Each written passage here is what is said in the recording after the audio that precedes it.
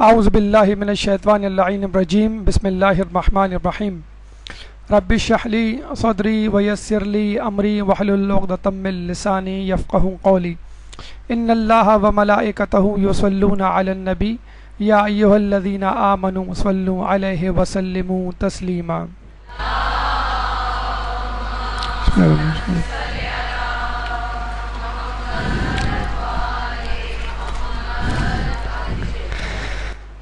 شیطان کی واپسی آپ لوگوں کے چہروں کی شگفتگی سے لگ رہا ہے کہ شیطان کی واپسی بھی ہو چکی ہے اور شاید دوستی بھی ہو چکی ہے یا کم از کم صلح ہو چکی ہے۔ تو آج تو ہمیں شیطان کے خلاف بولنا ہے، تو اگر کسی کو کوئی جملہ ناگوار گزرے تو ابھی پیشگی معذرت۔ ماہ رمضان المبارک گزر چکا، عید آ چکی، شوال رواں دواں ہے، اور ایک مومن جس نے ماہ رمضان بہت اچھی طرح گزارا، سورہ بقرہ کی آیت نمبر 183 کے مطابق گزارا اور لعلکم تتقون کی منزل پر رہ کے گزارا، وہ مومن یقیناً ماہ رمضان کو مس کر رہا ہے۔ اور اس حوالے سے کس طرح ماہ رمضان کے فوائد کو سال بھر تک جاری رکھا جائے، اس عنوان سے گفتگو پچھلے ہفتے آپ کے سامنے گوشے گزار کی گئی۔ لیکن آپ کو معلوم ہے کہ کسی بھی چیز کے دو اسباب ہوا کرتے ہیں، ایک داخلی پہلو اور ایک خارجی پہلو۔ اگر آپ کسی سبب نیکی کو نہیں کر پا رہے یا گناہوں سے نہیں بچ پا رہے تو یقیناً اس میں آپ کی نفس کی کمزوری ہے، آپ کی سستی کاہلی ہے، آپ کی غفلت ہے۔ لیکن بہرحال اس کا ایک خارجی عنصر بھی ہوتا ہے، ایک خارجی سبب بھی ہے، اور وہ ہے شیطان یا شیطان نما انسان۔ جب ماہ رمضان شروع ہوا تھا تو ہم نے دیکھا تھا اور سنا تھا اور اس پہ ایمان بھی تھا کہ اللہ تعالیٰ نے اپنے بندوں کی سہولت کے لیے شیطان ملعون کو مقید کر دیا، اور یہ احادیث مبارکہ بھی ہماری نظروں سے گزری کہ جب رمضان المبارک کا چاند دکھائی دیتا ہے تو جہنم کے دروازے بند اور بہشت کے دروازے کھول دیے جاتے ہیں، نیز شیطان زنجیروں میں جکڑ دیے جاتے ہیں۔ یعنی نہ صرف بند کر دیا جاتا ہے بلکہ ان کو زنجیروں میں جکڑ بھی دیا جاتا ہے تاکہ وہ جس جگہ قید ہوں وہاں بھی کسی قسم کی حرکت نہ کر سکیں، کوئی پیغام کسی چوکیدار یا نگراں کے ذریعے اپنے کسی دوست کو نہ پہنچا سکیں، بلکہ ایک ایک شیطان پر 7 فرشتے مقرر کیے جاتے ہیں۔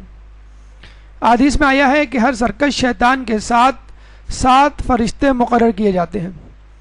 یوں سمجھ لیجئے شیطان کے پاس کوئی بھی وے آؤٹ نہیں ہوتا اور وہ اپنی جگہ سے ٹس سے مس نہیں ہو سکتا۔ اب مومن الحمدللہ ایک فری ہینڈ کے ساتھ نیکیاں کرتا ہے اور خوب رچ کے نیکیاں کرتا ہے، ڈھیر ساری نیکیوں کو، نعمتوں کو، سعادتوں کو سمیٹتا ہے اپنے دامن میں، اور خوب سیر ہو کر اللہ تعالیٰ کی نعمتوں سے سرفراز ہوتا ہے۔ پورے مہینے ماہ رمضان کے اور پورے 29 یا 30 دن وہ اسی سرور میں گزارتا ہے۔ لیکن یہ ایک عجیب حدیث بھی ہماری نگاہ سے گزری، وہ یہ کہ آخری زمانے کی نشانیوں میں سے ایک نشانی یہ ہے کہ لوگ فقط ماہ رمضان میں عبادت کیا کریں گے، اور یہ حقیقت ہے۔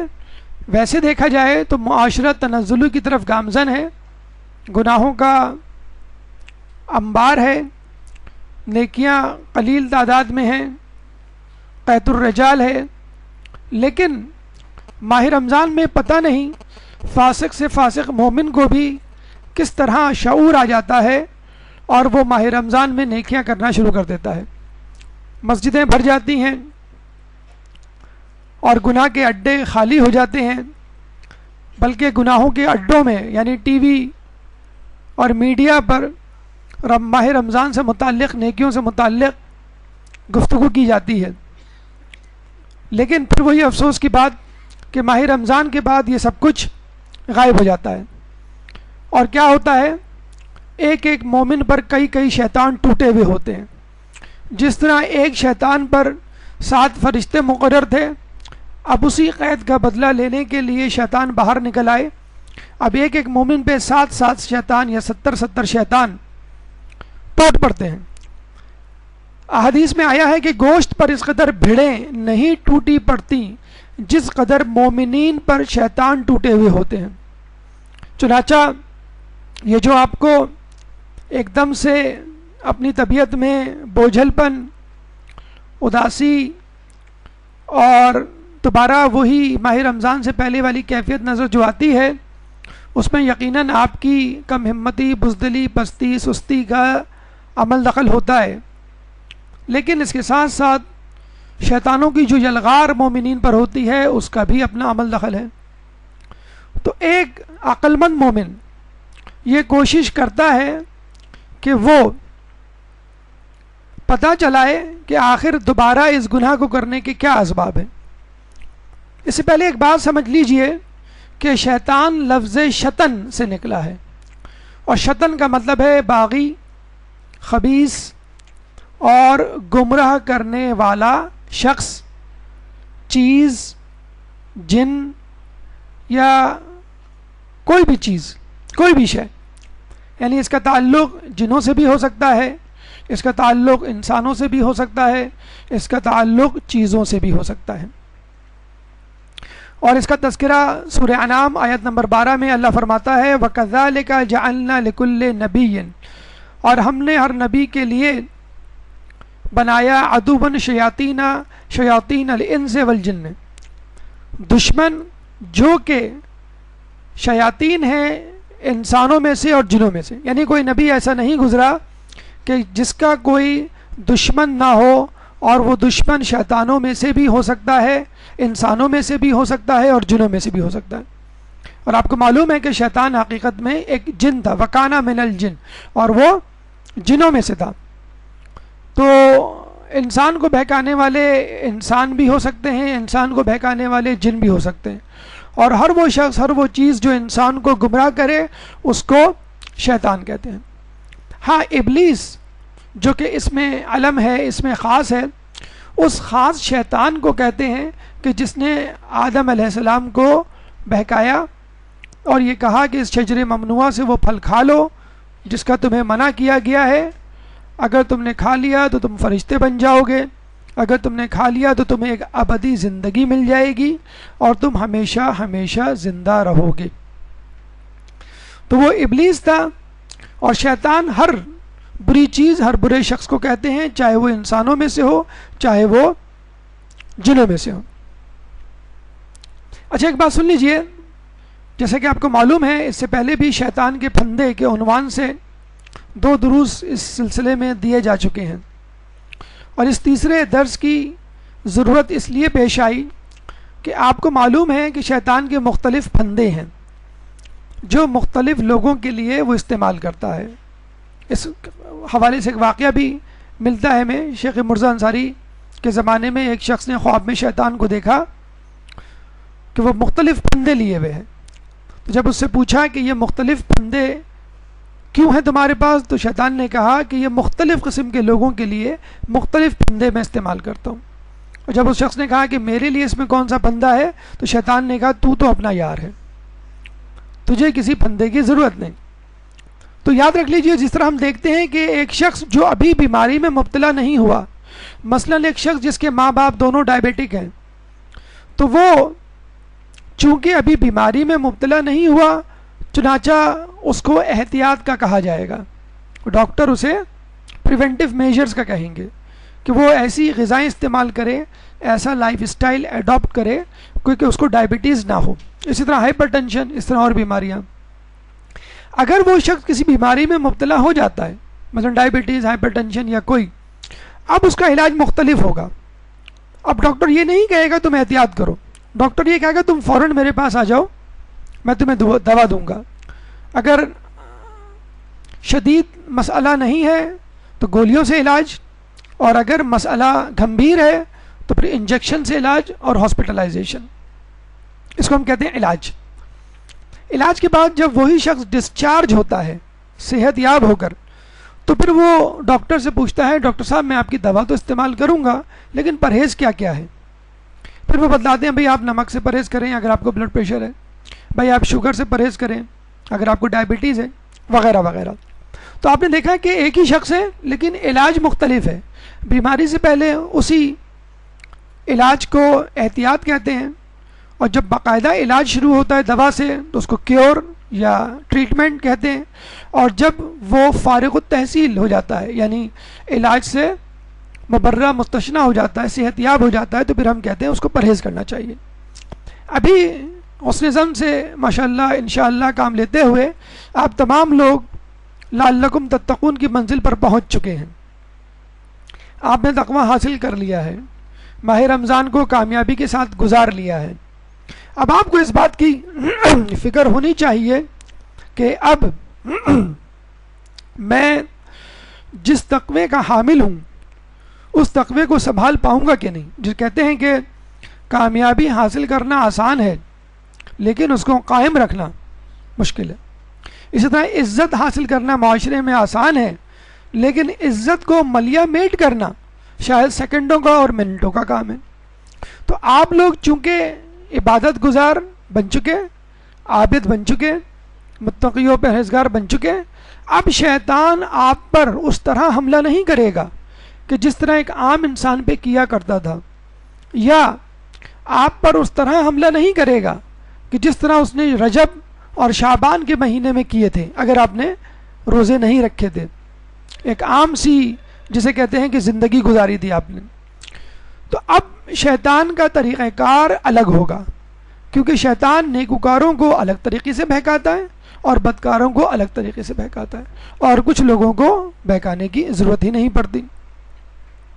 آئیے چلتے ہیں ان پھندوں کی طرف، ان طریقوں کی طرف، ان حربوں کی طرف، ان حملوں کی طرف کہ جس سے شیطان اب ایک متقی پرہیزگار شخص کو بہکانے جا رہا ہے۔ مثلا ایک متقی پرہیزگار کو شیطان خود پسندی کے ذریعے بہکائے گا کہ وہ اپنی عبادت پہ ناز کرے۔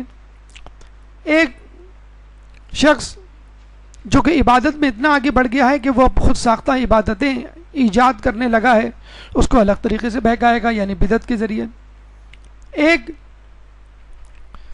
شخص جو عبادت میں اتنا مشغول ہو گیا ہے کہ وہ سمجھتا ہے کہ بس میں ہی میں ہوں دنیا میں اور کوئی نہیں، سب بھیڑ بکریاں ہیں اور میں ہی افضل ترین شخص اس کائنات پہ بچا ہوں، وہ تنہا ہوتا چلا جائے گا۔ اس تنہائی کو شیطان کس طرح استعمال کرے گا اس کے خلاف، اس کا تذکرہ۔ چوتھے مرحلے میں ان لوگوں کا تذکرہ جنہوں نے وقتی طور پہ دشمنی کی تھی اور اب اس کی سزا بھگت رہے ہیں۔ پانچواں مرحلہ وہ لوگ جو کہ صدقہ و خیرات دیا کرتے تھے اب بند کر دیے، اب تمام روپے پیسوں کا رخ اپنی ذات اور اپنے خاندان کی طرف۔ اس کے علاوہ وہ لوگ جنہوں نے ماہ رمضان میں عبادت کی اور اس کے بعد فقط عبادت کو اوڑھنا بچھونا بنا لیا، علم کی طرف، مسائل کی طرف توجہ نہ کی، تو جاہل عابد کو اس شیطان کس طرح بہکاتا ہے اس کا تذکرہ۔ اس کے بعد ماہ رمضان میں ٹی وی پر، میڈیا پر یا آس پاس کے ماحول میں حق نما باطل جو آپ کو نظر آیا تھا، بظاہر پرہیزگار چہرے، ان سے کس طرح انسان دھوکہ کھاتا ہے اس کا تذکرہ۔ آٹھویں مرحلے میں آزمائش خدا کہ نعوذ باللہ انسان اتنا متقی پرہیزگار بن جاتا ہے کہ کہتا ہے کہ اب میرے آزمانے کے دن گئے، اب میں خدا کو آزماؤں گا۔ نمبر 9، دیندار افراد یہ سمجھتے ہیں کہ اب ہم دیندار بن گئے، اب ہمیں شیطان نہیں بہکا سکتا۔ ان کو کس طرح شیطان بہکاتا ہے اس کا تذکرہ۔ 10ویں مرحلے میں تنہا پرواز، جو یہ کہتے ہیں کہ مجھے اب کسی رہنمائی کی، کسی استاد کی، کسی مرجع کی، کسی کتاب کی ضرورت نہیں، اب میں اپنی عقل کے بلبوتے پر فیصلہ کر سکتا ہوں کہ کیا صحیح ہے کیا غلط۔ 11ویں مرحلے پر ان وسوسوں کا تذکرہ کہ جو انسان کے دلوں میں، انسان کے کان میں، انسان کے ذہن میں شیطان پھونکتا ہے عبادت کے وقت۔ اور آخر میں ایک ایگریسو پالیسی کا اعلان ایک قرارداد انشاءاللہ آپ تمام لوگوں کی تائید سے منظور کی جائے گی کہ جس میں آپ لوگ عہد کریں گے کہ ہم شیطان کو کس طرح پچھاڑیں گے، کس طرح تہ تیخ کریں گے اور کس طرح اس کو اپنی زندگی سے نکال باہر کریں گے۔ آئیے اپنی گفتگو کے پہلے مرحلے کی طرف چلتے ہیں، خود پسندی۔ دیکھیے، خود پسندی کا مطلب یہ ہے کہ انسان اپنے آپ کو پسند کرنا شروع کر دے خود بخود، اور خود کو پسند کرے، کسی اور کو پسند نہ کرے۔ یعنی اگر وہ گفتگو کرے تو اپنے بارے میں، اپنی جسمانی ساخت کے بارے میں، اپنے حسن کے بارے میں، اپنی طاقت کے بارے میں، اپنے لباس کے بارے میں، اپنی چیزوں کے بارے میں، مثلا موبائل، کمپیوٹر وغیرہ، بیوی بچوں اور شوہر کے بارے میں، اپنے گھر والوں کے بارے میں، گھر میں موجود فرنیچر کے بارے میں، وغیرہ وغیرہ، یعنی اپنی ذات اور اپنی ذات سے منسلک و مربوط چیزوں سے متعلق گفتگو کرنا، تعریف کرنا، فخر کرنا، اور لوگوں کو مجبور کرنا کہ وہ خود اس کی تعریف کریں۔ باقاعدہ علم نفسیات میں یہ ایک مرض ہے جس کو ہم کہتے ہیں نارسیسزم، اور ایسے شخص کو ہم کہتے ہیں نارسیسسٹ، نرگیسیت یا نرگس، وہ شخص نرگس کہلائے گا۔ یعنی اور باقاعدہ یہ ایک یونان میں ایک شخص گزرا ہے، نارسسٹ اس کا نام تھا، اور وہ اتنا حسین و خوبصورت تھا، جس طرح ہمارے یہاں یوسف علیہ السلام کے حسن کے چرچے ہیں، اس طرح اس کے حسن کے چرچے تھے۔ اور وہ ایک دفعہ اپنے پانی میں اپنے عکس کو دیکھتا ہے تو وہ کھو جاتا ہے اپنے حسن میں، اور پھر اس کے بعد وہ اپنے ہی حسن میں، اپنے ہی عشق میں گرفتار رہتا ہے۔ تو یہ خود پسندی۔ لیکن ایک مومن جو کامیابی سے ماہ رمضان گزار کے آیا ہو، وہ دیگر باتوں پہ تو شاید تکبر اور فخر اور خود پسندی کا شکار نہ ہو، لیکن بہرحال اپنی عبادتوں کے حوالے سے وہ ضرور خود پسندی کا شکار ہوتا ہے، اور اس کو ہم کہتے ہیں عجب۔ یعنی انسان عبادت کرے اور اس کے بعد اس عبادت پہ فخر کرے اور بہت کچھ اپنے آپ کو سمجھنے لگے۔ حدیث میں آیا ہے کہ اللہ تعالیٰ نے شیطان کے ساتھ جو کچھ کیا، اس سے عبرت حاصل کرو کہ اس کی طویل عبادتوں اور بھرپور کوششوں پر اس کے ایک گھڑی کے گھمنڈ نے پانی پھیر دیا، حالانکہ اس نے 6000 برس تک، جو پتہ نہیں دنیا کے سال تھے یا آخرت کے، اللہ کی عبادت کی تھی۔ اور یہ بھی ملتا ہے کہ شیطان نے 6000 برس فقط 2 رکعت نفل پڑھی تھی، اس کے علاوہ عبادت اور کی تھی، لیکن بہرحال عبادت گزار تو تھا۔ اور یہ بھی شاید قصہ آپ نے سنا ہوگا، مختصراً بیان کرتے چلیں۔ عزازیل تھا اس کا نام اصل۔ جب اللہ نے یہ اعلان کیا کہ آج میں ایک شخص کو سزا دینے والا ہوں، تو تمام فرشتے کام گئے، جس میں سب سے زیادہ پہلے آسمان کے فرشتے پریشان ہوئے، کیونکہ ہم کم ترین فرشتوں میں ہمارا شمار ہوتا ہے، کہیں وہ سزا ہم کو نہیں دی جانے والی۔ لیکن وہ اپنے آپ کو اس قابل نہیں سمجھتے تھے کہ ان کی دعا قبول ہو، چنانچہ وہ دوسرے آسمان کے فرشتوں کی طرف گئے، ان سے دعا کی، سفارش کی، استدعا کی۔ انہوں نے کہا ہم تم سے برتر ہیں، لیکن ہمیں بھی اپنا نہیں معلوم کہ ہماری دعا قبول ہوگی کہ نہیں، چلو تیسرے آسمان کے فرشتوں کے پاس چلتے ہیں۔ اسی طرح ہر آسمان کے فرشتوں نے انکار کر دیا کہ ہم تم سے افضل تو ہیں، لیکن اپنے آپ کو اس قابل نہیں پاتے کہ تمہاری سفارش کر پائیں۔ پھر تمام آسمانوں کے فرشتوں نے یہ فیصلہ کیا کہ ہم عزازیل کے پاس چلتے ہیں، جو کہ بہت زیادہ پرہیزگار اور عبادت کرنے والا ہے، وہ ہماری سفارش کرے گا، وہ ہمارے لیے دعا کرے گا۔ اور جب عزازیل ان لوگوں کو لے کے اللہ کی بارگاہ میں آیا تو پتہ چلا کہ وہاں سینیریو ہی ڈیفرنٹ تھا، عجیب منظر تھا کہ اللہ تعالیٰ نے آدم علیہ السلام کو پیدا کیا اور تمام فرشتوں کو کہا وَإِذْ قُلْنَا لِلْمَلَائِكَةِ اسْجُدُوا فَسَجَدُوا إِلَّا إِبْلِيسَ، کہ آدم کو سجدہ کرو، سب لوگوں نے سجدہ کر دیا، لیکن ابلیس نے سجدہ نہیں کیا، اور یہ کہا کہ میں زیادہ معتبر ہوں، افضل ہوں، میں نے زیادہ عبادت کی ہے، میں آگ سے بنا ہوں، میں نور سے بنا ہوں، آدم مٹی سے بنے ہیں، آدم نے تو عبادت ہی نہیں کی، میں آدم سے افضل ہوں، میں آدم کو سجدہ نہیں کروں گا۔ اور پھر اللہ تعالیٰ نے اس کو ملعون و مردود کہہ کے اپنی محفل سے رائندہ درگاہ کر دیا، اور جب اس کو گمراہ قرار دیا تو اس نے بھی قسم کھائی کہ میں بھی تیرے بندوں کو گمراہ کروں گا، جس طرح تو نے میری راہ ماری ہے میں تیری راہ ماروں گا، جس طرح تو نے میرا نقصان کیا میں تیرا نقصان کروں گا، جس طرح تو نے مجھے ذلیل کیا نعوذ باللہ میں تیرے بندوں کو ذلیل کروں گا۔ اور اس کے بعد اللہ نے یہ ڈیکلیریشن بھی دے دیا تھا کہ میرے خاص بندے تیرے بہکاوے میں نہیں آئیں گے، اور چونکہ اس نے اتنے عرصے عبادت کی تھی اس کا صلہ اس کو آخرت میں تو ملنا نہیں تھا، کچھ نہ کچھ کنسیشن اور رعایت یا صلہ تو دینا تھا۔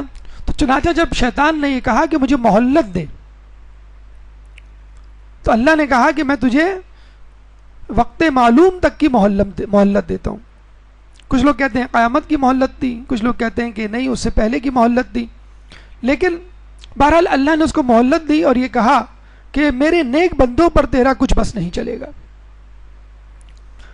اور اس کے بعد شیطان نے جو ہے لوگوں کو بہکانا شروع کیا، اور اس کا طریقہ یہ ہوتا ہے کہ شیطان پہلے تو آپ کو عبادت سے روکتا ہے کہ صبح فجر میں نہ اٹھو، صبح فجر جو ہے 4:45 بجے ہوتی ہے اور تمہیں اسکول اور یا کالج کے جانے کے لیے 7 بجے دوبارہ اٹھنا ہوتا ہے، نیند ٹوٹ جائے گی دوبارہ نہیں اٹھا جائے گا، اکٹھا اٹھ کے قضا پڑھ لینا، اس کے بعد وہ قضا بھی بھلا دیتا ہے، صبح کی بجائے رات کو دیر تک پڑھا کرو، صبح آنکھ کھلے نہ کھلے لیکن رات تو آپ کے ہاتھ میں ہوتی ہے، سکون سے پڑھائی ہوگی، روزہ نہ رکھو کمزوری ہو جائے گی، تم کو ویسی بھی شوگر ہے بلڈ پریشر ہے یا امکان ہے کل بہت گھومنا ہے شاپنگ کرنی ہے اسکول کالج وغیرہ وغیرہ، صدقہ و خیرات نہ دو، اپنے گھر والوں پہ خرچ کرو، اپنے اوپر خرچ کرو۔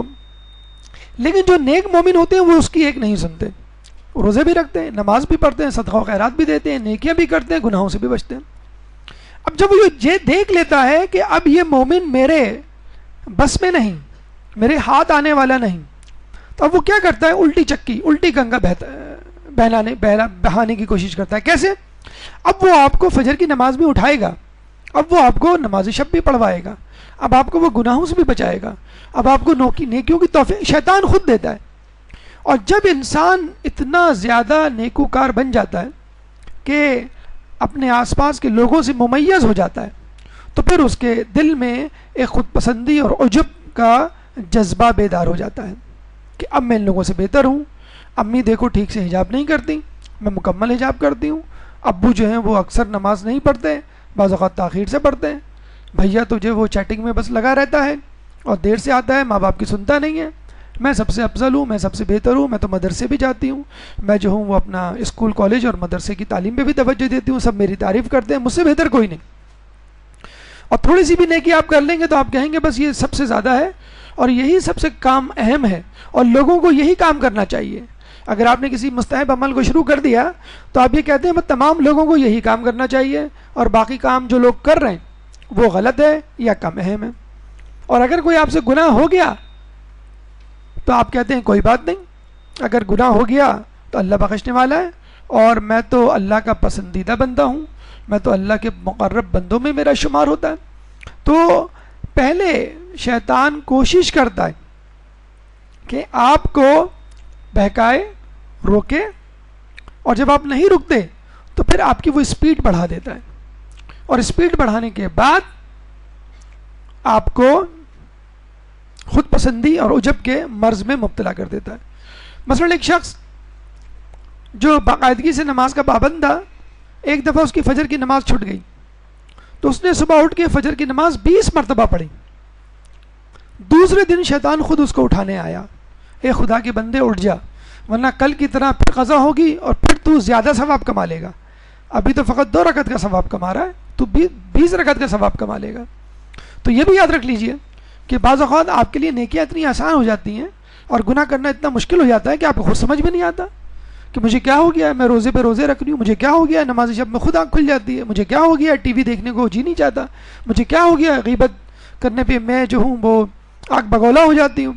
اور کچھ ہی عرصے بعد یہی شخصیت تکبر، خود پسندی اور عجب میں مبتلا ہو جاتی ہے۔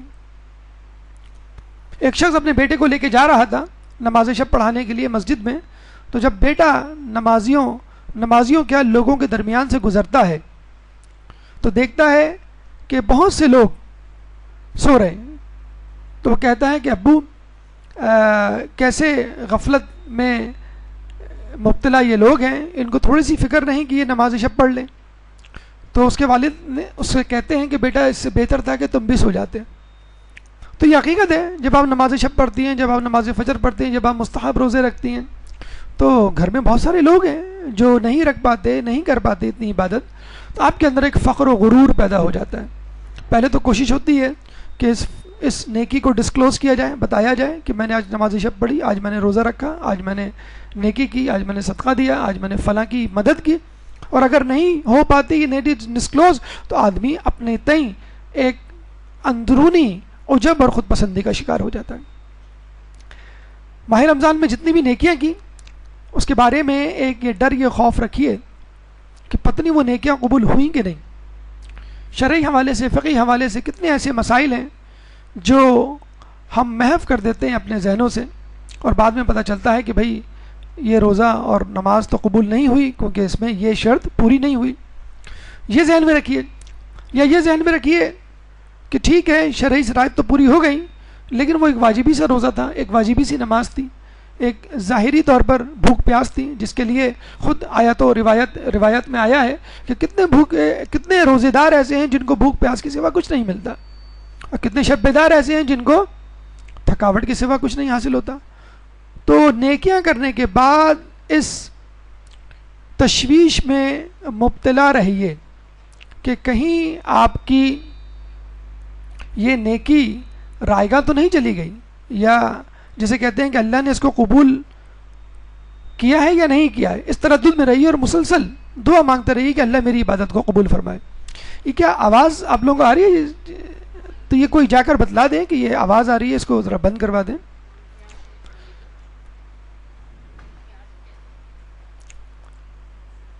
دوسرا مرحلہ بدعت یعنی دین میں کوئی چیز ایجاد کرنا، خود ساختہ عبادت.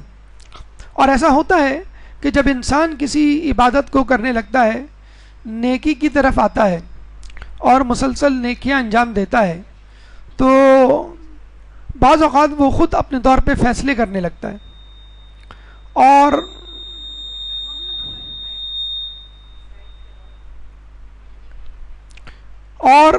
اس کی یہ کوشش ہوتی ہے، بلکہ وہ اس میں خود بخود مبتلا ہو جاتا ہے کہ کچھ نئی عبادتیں ایجاد کر لے یا اپنے طور پہ فیصلے کر لے. اگر نماز میں شک آتا بھی ہے تو وہ اس شک کو رد کر دیتا ہے. کچھ نہیں ہوتا، اصل چیز تو انسان کا خلوص ہوتا ہے. انسان کے اندر نیت پاک و پاکیزہ ہو تو اس کا عمل خود بخود قبول ہو جاتا ہے. تو یاد رکھ لیجئے کہ شیطان نے ایک پروپوزل دیا تھا خدا کو، اور یہ کہا تھا کہ اگر تو مجھے آدم کے سجدے سے باز رکھے تو میں تیری ایسی عبادت کروں گا کہ کائنات میں کسی نے نہ کی ہوگی. خدا نے کیا کہا تھا کہ میں چاہتا ہوں کہ میری عبادت ویسے ہو جیسے میں چاہتا ہوں. اللہ کو ہماری خود ساختہ عبادت نہیں چاہیے. مثلا 1 مہینہ ہو گیا آپ کو روزے رکھے ہوئے، آپ نے کہا کہ بھائی اب تو میری عادت ہو گئی ہے، اب تو دوپہر کا کھانا میں کھا ہی نہیں سکتی، مجھے تو الٹی ہو جائے گی، میں عید کے دن بھی روزہ رکھوں گی. حرام قرار دیا ہے.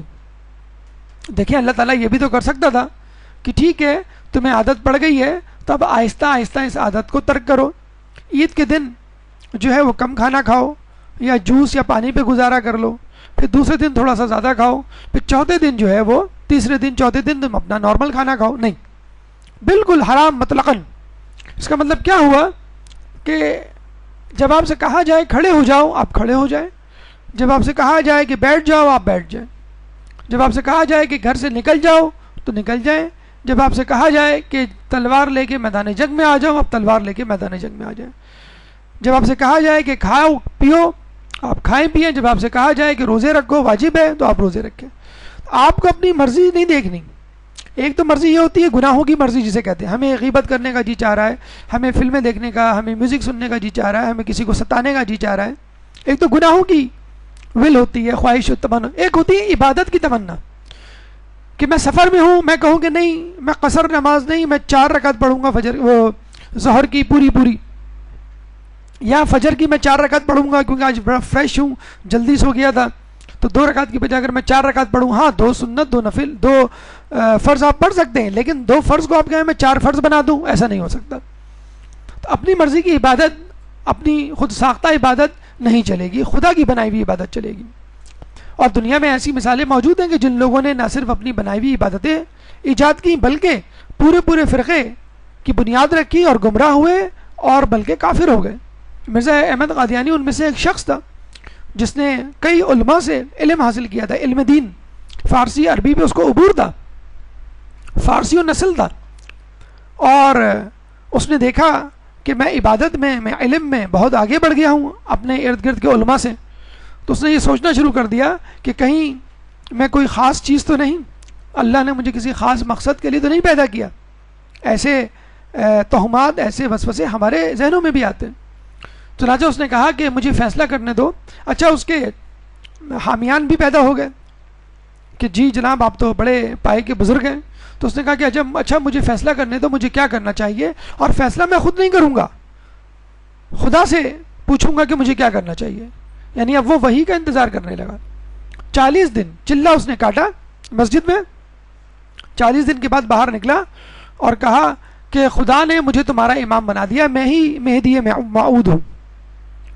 اور کچھ عرصے بعد اس کی پروموشن ہو گئی. اس نے کہا کہ اب مہدی نہیں رہا، اب میں محمد کے بعد ایک نیا نبی بن گیا ہوں، اب میں نبی ہوں. اور وہ سیکنڈ لاسٹ نبی تھے، اب میں آخری نبی ہوں اور مجھ کو مانو. اور واقعی کئی لوگ، اور اب بھی خود کراچی میں، پاکستان میں، لاہور میں باقاعدہ ان کا گڑھ ہے. انگلینڈ سے باقاعدہ ایک T V station, T V channel چل رہا ہے الاسلام.org کے نام سے. ہمارے یہاں al-islam.org ہے ہماری ویب سائٹ، اور وہ ہے الاسلام. بعض لوگ غلطی سے الاسلام لکھ کے بڑے مزے سے احادیث اور دیگر باتیں نوٹ کر لیتے ہیں، تو پتہ چلتا ہے صرف ڈیش کا فرق ہے، یعنی فل ان دا بلینک کا فرق ہے، اس میں آپ خود اپنی طرف سے بھر لیجئے.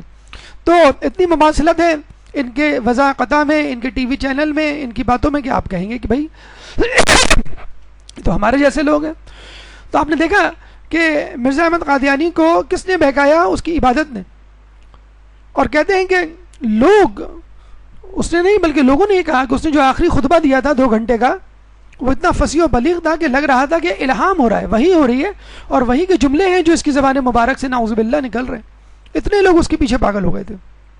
ٹھیک ہے، ہم اتنے اعلیٰ درجے کے گمراہ نہیں بن سکتے، لیکن کسی حد تک تو اپنے طور پر لوگوں سے، رہنماؤں سے، اساتذہ سے، علماء سے، مراجع تقلید سے بیگانے اور لاپرواہ اور بے نیاز تو ہو سکتے ہیں. خود اپنے طور پہ فیصلے کرنے کے، جسے کہتے ہیں کہ مجاز تو ہو سکتے ہیں. محمد عبد الوہاب نجدی کے بارے میں آپ نے سنا ہوگا، جنت البقیع کے حوالے سے 8 شوال کو جو منایا گیا، اور جو لیکچر موجود ہے ڈاکٹر عابد کا فیس بک پہ. تو عبد الوہاب کیا تھا؟ دیندار گھرانے کا ایک فرد تھا. اس کا باپ حنبلی مذہب سے تعلق رکھتا تھا، اس کا بھائی دیندار تھا، بڑا دیندار گھرانہ تھا، لیکن انٹلیکچوئل تھا، جینیس تھا. بڑی جلدی اس نے چھلانگے مار کے بہت سارے منازلیں اس نے طے کر لی. جب طے کر لی تو اس نے کہا کہ اب تو میں خود اپنے طور پہ صاحب رائے بن چکا ہوں، اور اب لوگوں کو مجھے فالو کرنا چاہیے، اور یہ تمام جو لوگ پہلے گزر چکے ہیں یہ پرانے ہو گئے، اب مجھے ایک نیا مذہب اور نیا فرقہ ایجاد کرنا چاہیے. تو نے وہابی فرقے کی، وہابی مذہب کی بنیاد رکھی، اور پھر کنگ عبدالعزیز کے ساتھ مل کر، برٹش گورنمنٹ کے ساتھ مل کر، ہمفرے اور لارنس نامی برٹش اسپائز کے ساتھ مل کر جس طرح اس نے قتل و غارت کا بازار گرم کیا، جس طرح کربلا نجف میں حملے کیے، جس طرح احسا کے لوگوں کو قتال کیا، اور جس طرح غربوں کو ڈھایا، آپ کے سامنے ہے. تو اس کو کسی نے نہیں بہکایا، اس کی عبادت نے بہکایا، بلکہ عبادت نے بھی نہیں بہکایا، عبادت پہ غرور نے بہکایا. تو اگر آپ عبادت کریں تو اپنے سے بہتر عبادت کرنے والے کو دیکھ لیں. اگر آپ کوئی نیکی کریں تو اپنے سے پرانے نیکی کرنے والے شخص کو دیکھ لیں کہ یہ مجھ سے زیادہ نیکی کا، جسے کہتے ہیں حامل ہے. اپنے سے بہتر شخص، مراجعین، اصحاب، امام کو دیکھ لیں کہ انہوں نے مجھ سے اچھی، جسے کہتے ہیں کہ زندگی گزاری، مجھ سے اچھے نیک اعمال کیے، تو میں کیوں کر اپنی نیکیوں پر غرور و فخر کر سکتا ہوں.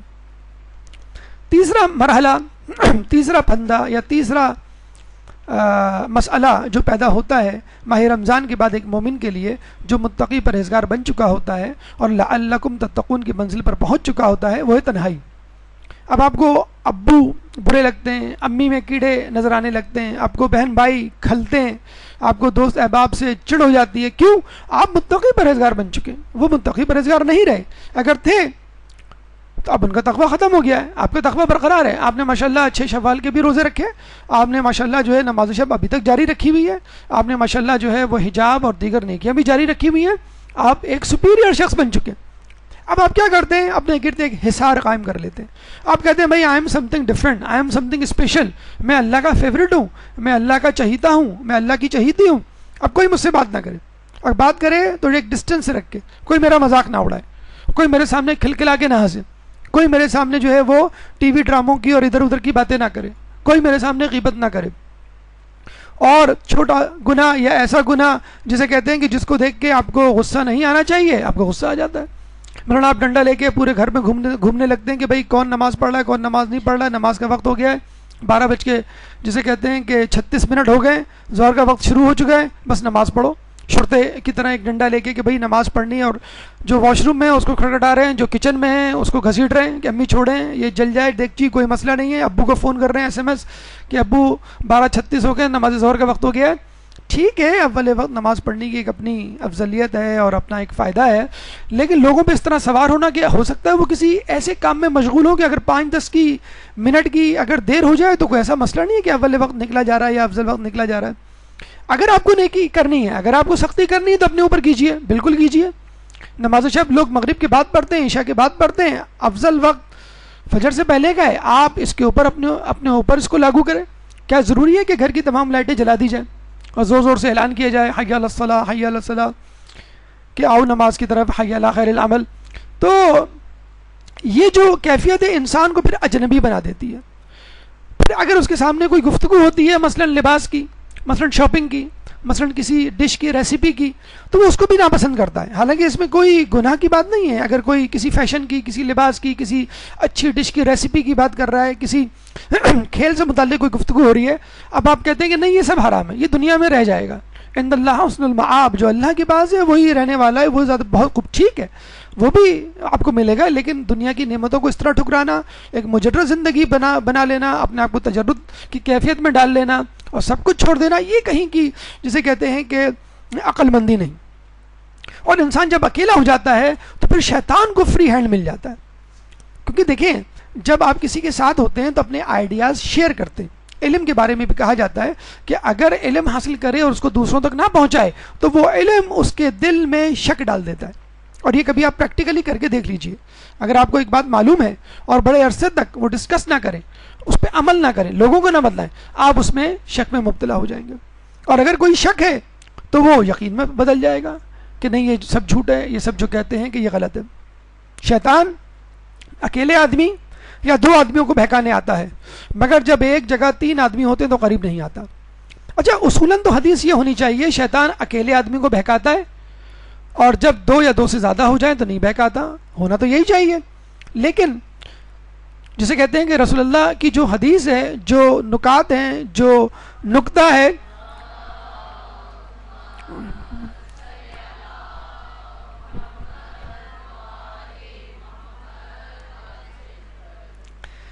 اچھا آپ لوگوں کے لیے ایک تھوڑا سا ہدایت ہے کہ درس کے دوران بہت اچھی بات ہے، نام آتا ہے معصومین کا، اس میں آپ درود پڑھتے ہیں، آپ کو ثواب ملتا ہے. کوشش کریں یہ درود آپ دل میں پڑھ لیں، کیونکہ مجھے ابھی بتلایا گیا ہے کہ ریکارڈنگ میں تھوڑی سی پرابلم ہوتی ہے، وہ پاز آ جاتا ہے ایک، اور کافی منٹ تک وہ جسے کہتے ہیں آدھے منٹ تک ان کی ریکارڈنگ رک جاتی ہے، تو ان کو کافی دشواری ہوتی ہے جب یہ ایڈیٹنگ کرتے ہیں. تو معذرت کے ساتھ اگر آپ چاہیں تو یہ درود آپ دل میں پڑھ لیں، یا جسے کہتے ہیں اسکپ کر لیں یا بعد میں پڑھ لیں.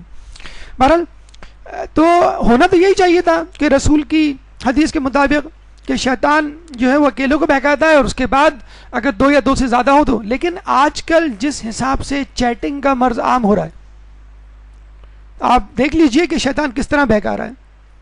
حدیث میں آیا ہے کہ جب کوئی شخص کسی نامحرم سے بات کرتا ہے تو تیسرا خلوت میں ہوتا ہے، تو تیسرا شیطان ہوتا ہے. تو یہ دیکھ لیجئے کہ جو لوگ یہ کہتے ہیں کہ نہیں ہمیں اپنے اوپر کانفیڈنس ہے، ہم جو ہے وہ غلط بات نہیں کریں گے، ہم جو ہے وہ توضیح المسائل ہی ڈسکس کریں گے اور کوئی ڈسکس نہیں کریں گے. یا جسے کہتے ہیں کہ مسائل نماز جو ڈسکس کریں گے، تو چیٹنگ کے حوالے سے جو فتاوے موجود ہیں اس کے مطابق اس چیٹنگ سے گریز کیجیے.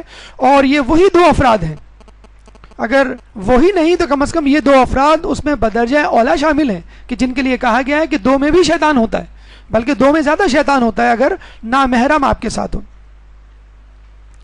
اچھا، اس کے علاوہ ٹی وی جس کو آپ دیکھا کرتے تھے، جس کی آپ کو عادت پڑ گئی تھی، اور ٹی وی کے پروگرام ایک لت کی شکل اختیار کر چکے تھے، ایک وبا کی شکل اختیار کر چکے تھے. جب لوگوں کو کہا جاتا تھا کہ ٹی وی پہ جو پروگرامات آ رہے ہیں یہ آپ کو بہکانے کے لیے ہیں، اور لوگ بڑے غصے سے کہا کرتے تھے کہ بھئی آپ زاہد خشک بن گئے، آپ تجرد میں چلے گئے، آپ سختی پر اتر آئے، شدت پسند ہو گئے، ٹی وی پہ جو کچھ آ رہا ہے وہ مذہب کے بارے میں آ رہا ہے، اینکر پرسن جو ہے وہ مذہبی گفتگو کرتے ہیں، علماء کو بلایا جا رہا ہے، وغیرہ وغیرہ. تو آپ دیکھیے وہی ٹی وی اب آپ کو کہاں لے کے جا رہا ہے. جس ٹی وی اینکر کے جس پروگرام کے عادی ہو چکے تھے، اب اسی ٹی وی پر اسی پروگرام میں اب کیا کیا خباثتیں دکھائی جا رہی ہیں. یہ بالکل ایسا ہی ہے کہ بچے سے آپ کہیں کہ بیٹا پڑھنے بیٹھو، تو وہ پڑھنے نہیں بیٹھتا. آپ اسے کہتے ہیں کہ چلو بیٹا کھیلتے ہیں. اب جب آپ کھیلنا شروع کرتے ہیں تو پھر کہتے ہیں تھوڑی دیر بعد بیٹا ہم تو تھک گئے. بچہ بھی تھک جاتا ہے، کہتے ہیں چلو تھوڑا سا پڑھ لیتے ہیں، پھر آپ پڑھنا شروع کر دیتے ہیں. یا بچے کے پاس ٹافی ہے، وہ آپ کو دے نہیں رہا، آپ کہتے ہیں دو، وہ نہیں دے رہا. آپ اپنی جیب سے کوئی اور چیز نکالتے ہیں، پین، اور بیٹا کیچ کھیلتے ہیں. آپ اس کو پین دیتے ہیں، وہ آپ کے اوپر چاکلیٹ پھینکتا ہے 2-4 مرتبہ، پھر کہتے ہیں بس ٹھیک ہے، بس اب ختم. جب چاکلیٹ آپ کے ہاتھ میں آتی ہے، اس کے ہاتھ میں پین. تو ٹی وی بھی یہی کر رہا ہوتا ہے. اس کو ہم کہتے ہیں ریپو، کہ ٹی وی آپ کے ساتھ ایک انڈرسٹینڈنگ ڈیولپ کرتا ہے کہ آپ ماہ رمضان گزار رہے ہیں، ویل ڈن، بہت اچھی بات ہے. آپ نمازیں پڑھ رہے ہیں، بہت خوب. آپ روزے رکھ رہے ہیں، بہت اچھی بات ہے. چلیے ہم آپ کو نماز اور روزے اور مسائل سے متعلق گفتگو اور ایک پروگرام دکھاتے ہیں. اور اس کے بعد آپ کو ایسی لت ڈالی جاتی ہے کہ آپ اس کے بغیر جی نہیں سکتے. اس کے ساتھ ساتھ جو چیزیں آپ دیکھ رہے ہوتے ہیں وہ تو دیکھ رہے ہوتے ہیں، لیکن اس کے بعد اس کا جو تسلسل ہوتا ہے وہ جاری رہتا ہے. اسی طرح انٹرنیٹ کے حوالے سے کہ پہلے تو آپ دروس سنا کرتے تھے، اب جو ہے آپ چیٹنگ ویب سائٹس یا غیر ضروری ویب سائٹ کی طرف چلے جاتے ہیں. تو کوشش کیجئے کہ ماہ رمضان میں اگر آپ نے ان بری عادتوں کو اپنایا تھا، انٹرنیٹ کا غلط استعمال یا ٹی وی کا غلط استعمال، تو اس کو فوری طور پہ ترک کیجئے. اور اس کا ایک طریقہ یہ بھی ہے کہ ان چیزوں کو تنہائی میں استعمال نہ کریں. کچھ لوگ اوور کانفیڈنس کا شکار ہو جاتے ہیں کہ بھئی اب شیطان ہم کو نہیں بہکا سکتا، ہم نے 30 ڈیز کا کورس کر لیا، تقوی کا کریش کورس کیا ہے ماہ رمضان کا، اب ہم ایکسپرٹ ہو چکے ہیں نیکی کے، اور اب ہمیں کوئی ورغلا نہیں سکتا. اب ہمیں جو ہے وہ کانفیڈنس ہے ہم کو. اب آپ رات کی تنہائی میں ٹی وی دیکھ رہے ہیں، رات کی تنہائی میں جو انٹرنیٹ ویب یوز کر رہے ہیں، بچے اور جوان تو کیا، خود بڑوں کو ایڈوائز کی جاتی ہے کہ آپ اکیلے ٹی وی اور انٹرنیٹ نہ دیکھیں، یا کم از کم جہاں اس کو استعمال کر رہے ہیں وہ جگہ ایسی ہو جہاں لوگوں کا گزر ہو، آپ کے کمرے کا دروازہ کھلا ہو. خود آپ نوجوانوں کو اور بچوں کو اس طرح ٹرین کریں کہ اگر وہ ٹی وی یا انٹرنیٹ کا استعمال کرتے ہیں تو تنہائی میں نہ کریں. تنہائی میں اگر وہ اکیلے نہ بھی ہوں، اگر دوسرے کے ساتھ ہوں تو شیطان ان کو اچک لے گا، خود شیطان کا یہ قول ہے. چوتھا مسئلہ یا چوتھا پھندا جو شیطان اپنی واپسی کے بعد جو آپ پہ ڈالے گا وہ ہے وقتی دشمنی. جن لوگوں نے شیطان سے وقتی دشمنی اپنائی تھی وہ سب سے زیادہ پریشانی میں مبتلا ہیں. جنہوں نے ماہ رمضان میں تو شیطان سے دشمنی کی تھی اور اس کے بعد جو ہے وہ دوبارہ اس کے لیے تڑپنے لگے اور اس سے دوبارہ جسے کہتے ہیں وقتی گانٹ لی، دوستی گانٹ لی. دیکھیں احادیث میں آیا ہے کہ شیطان کو اپنا دشمن بنائے رہو، کیونکہ اللہ تعالیٰ فرماتا ہے ان الشیطان لکم عدو فاتخذوہ عدوا، کہ بے شک شیطان تمہارا دشمن ہے، پس تم بھی اس کو اپنا دشمن بنا لو. اور یہ ڈیکلریشن، یہ اعلان، یہ ہدایت، یہ مشورہ، یہ نصیحت ہمیشہ ہمیشہ کے لیے تھی، فقط ماہ رمضان کے لیے نہیں. ماہ رمضان میں آپ کو اچھی طرح جتا دیا گیا تھا، آپ کو ایک قوی شخصیت میں ڈھال دیا گیا تھا کہ اب تم شیطان کا مقابلہ کرنے کے لیے تیار ہو. یہ نہیں کہا گیا تھا کہ 30 دنوں میں دشمن ہے وہ اور 30 دن کے بعد تمہارا دوست ہے.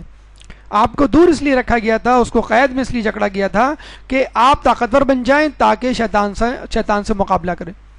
اور دیکھیے انسان کی نیت بدلتے ہوئے کچھ دیر نہیں لگتی۔ ایک دفعہ ایک شیطان نے درخت اگایا اور کوشش کی کہ لوگ اس کی پوجا کریں۔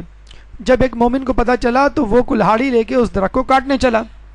شیطان نے کہا کہ بھئی اس درخت کو نہ کاٹو، میں جو ہوں میں تمہیں ماروں گا۔ تو اس نے کہا ٹھیک ہے کشتی کر لیتے ہیں۔ اس نے ماشاءاللہ شیطان کو فوراً چت کر دیا۔ شیطان نے کہا کہ ٹھیک ہے میں تم سے معافی مانگتا ہوں، لیکن میں تمہیں 2 درہم روزانہ دینے کے لیے تیار ہوں اگر تم اس درخت کو نہ کاٹو۔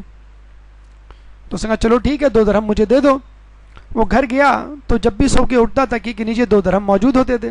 مہینہ ایسے ہی گزر گیا، مہینے کے بعد وہ 2 درہم غائب ہونے لگے۔ 2-3 دن بعد اس کو بڑا غصہ آیا، دوبارہ کلہاڑی لے کر آیا اور کہنے لگا اب میں اس درخت کو کاٹوں گا کیونکہ تم نے وعدہ خلافی کی ہے۔ دوبارہ وہ گتھم گتا ہوئے، لیکن اس دفعہ شیطان نے اس کو چت کر دیا۔ تو اس آدمی نے کہا کہ بھائی یہ کیا بات ہوئی، پہلے تو میں نے تمہیں چت کر دیا تھا، آج تم نے مجھے ہرا دیا، وہ کیوں؟ تو اس نے کہا کہ پہلے تم خدا کے لیے آئے تھے اس درخت کو کاٹنے، تمہاری نیت میں خلوص تھا، آج تم ان 2 درہم کے واسطے آئے ہو جو تم کو نہیں ملے۔ تو انسان کی نیت بدلتے ہوئے بالکل دیر نہیں لگتی، اور یہ اندازہ آپ کو چاند رات کو ہو گیا ہوگا۔ اگر آپ بازار نہیں بھی گئے چوڑیاں لینے، مہندی لگانے یا شاپنگ کرنے یا ونڈو شاپنگ کرنے تو ٹی وی پہ ماشاءاللہ اتنا مٹیریل آپ کو مل جاتا ہے کہ آپ کو گناہ جسے کہتے ہیں ہوم ڈیلیوری کی صورت میں دستیاب ہے، اب فون کال کرنے کی بھی ضرورت نہیں ہے۔ بازار دنیا کے بدترین ٹکڑے حدیث میں آیا ہے، اب مساجد بہترین ٹکڑے۔ اور یہ بھی کہا گیا ہے کہ ان بازاروں میں اگر کوئی شخص 1 مرتبہ تسبیح کرے گا تو اس کو 10 لاکھ تسبیح کا ثواب ملے گا۔ اگر آپ کا بازار جانا ہو، وہ تو بہرحال ہوتا ہے، کوئی نہ کوئی ضرورت انسان کو پڑتی ہے، تو کوئی بھی تسبیح آپ کریں گے، اللہ اکبر، سبحان اللہ، درود شریف یا کلمہ طیبہ کچھ بھی، تو آپ کو 10 لاکھ تسبیح کا ثواب ملے گا۔ کیوں کہ بازار غفلت کی جگہ ہیں، اور جب بازار میں بے حجابی عام ہو جائے تو نور علی نور کی مصداق ظلم علی ظلم، انسان کو بہکنے میں بالکل دیر نہیں لگتی۔ خوشحالی ماہ رمضان میں صدقہ و خیرات کی کثرت تھی، آپ کی توجہ غریبوں کی طرف تھی، افطار کروایا کرتے تھے، بھوکوں کو کھانا کھلایا کرتے تھے، صدقہ و خیرات دیا کرتے تھے، راشن تقسیم کیے گئے، لباس لوگوں کو پہنچائے گئے، عیدیاں بانٹی گئیں، اور اس کے بعد سب کچھ بھلا دیا گیا۔ جس طرح روزوں کو بھلا دیا گیا اس طرح صدقہ و خیرات کو بھی۔ اب عیدیوں کا رخ، دولت کا رخ آپ کی طرف، آپ کے بیوی بچوں کی طرف، اور جتنی جسے کہتے ہیں کہ دولت کی فراوانی اور اس کو لٹانا اور اسراف عید کے دن ہوتا ہے، وہ پورے رمضان میں شاید نہ ہوتا ہو۔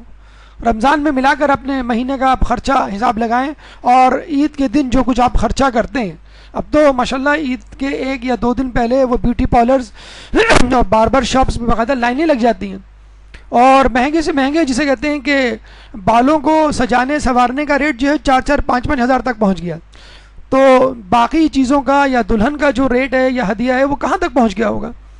تو اب آپ دیکھ لیجئے اس طرح پیسوں کو لٹایا جا رہا ہے، جسے کہتے ہیں کہ نماز شب موجود ہے چہرے پہ نور بڑھانے کے لیے، روزہ موجود ہے آپ کو صحت دینے کے لیے، لیکن اس کے باوجود بیوٹی پارلرز اور جم کی طرف رخ کیا جا رہا ہے۔ تو یہ جو خوشحالی آپ نے اوپر طاری کی ہے، یہ بھی انسان کو شیطان کی طرف راغب کر دیتی ہے۔ بہکایا دینے والے فتنے 3 ہیں: عورت کی محبت جو شیطان کی تلوار ہے، شراب خوری جو شیطان کا جال ہے، اور دولت کی محبت جو شیطان کا تیر ہے۔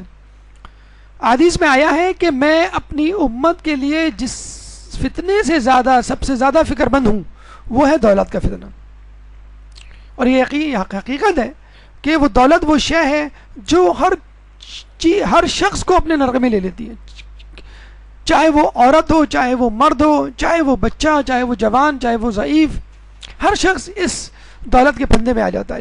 لاکھوں کروڑوں کمانے جسے کہتے ہیں کہ وہ لوگوں کو کم پڑ جاتے ہیں۔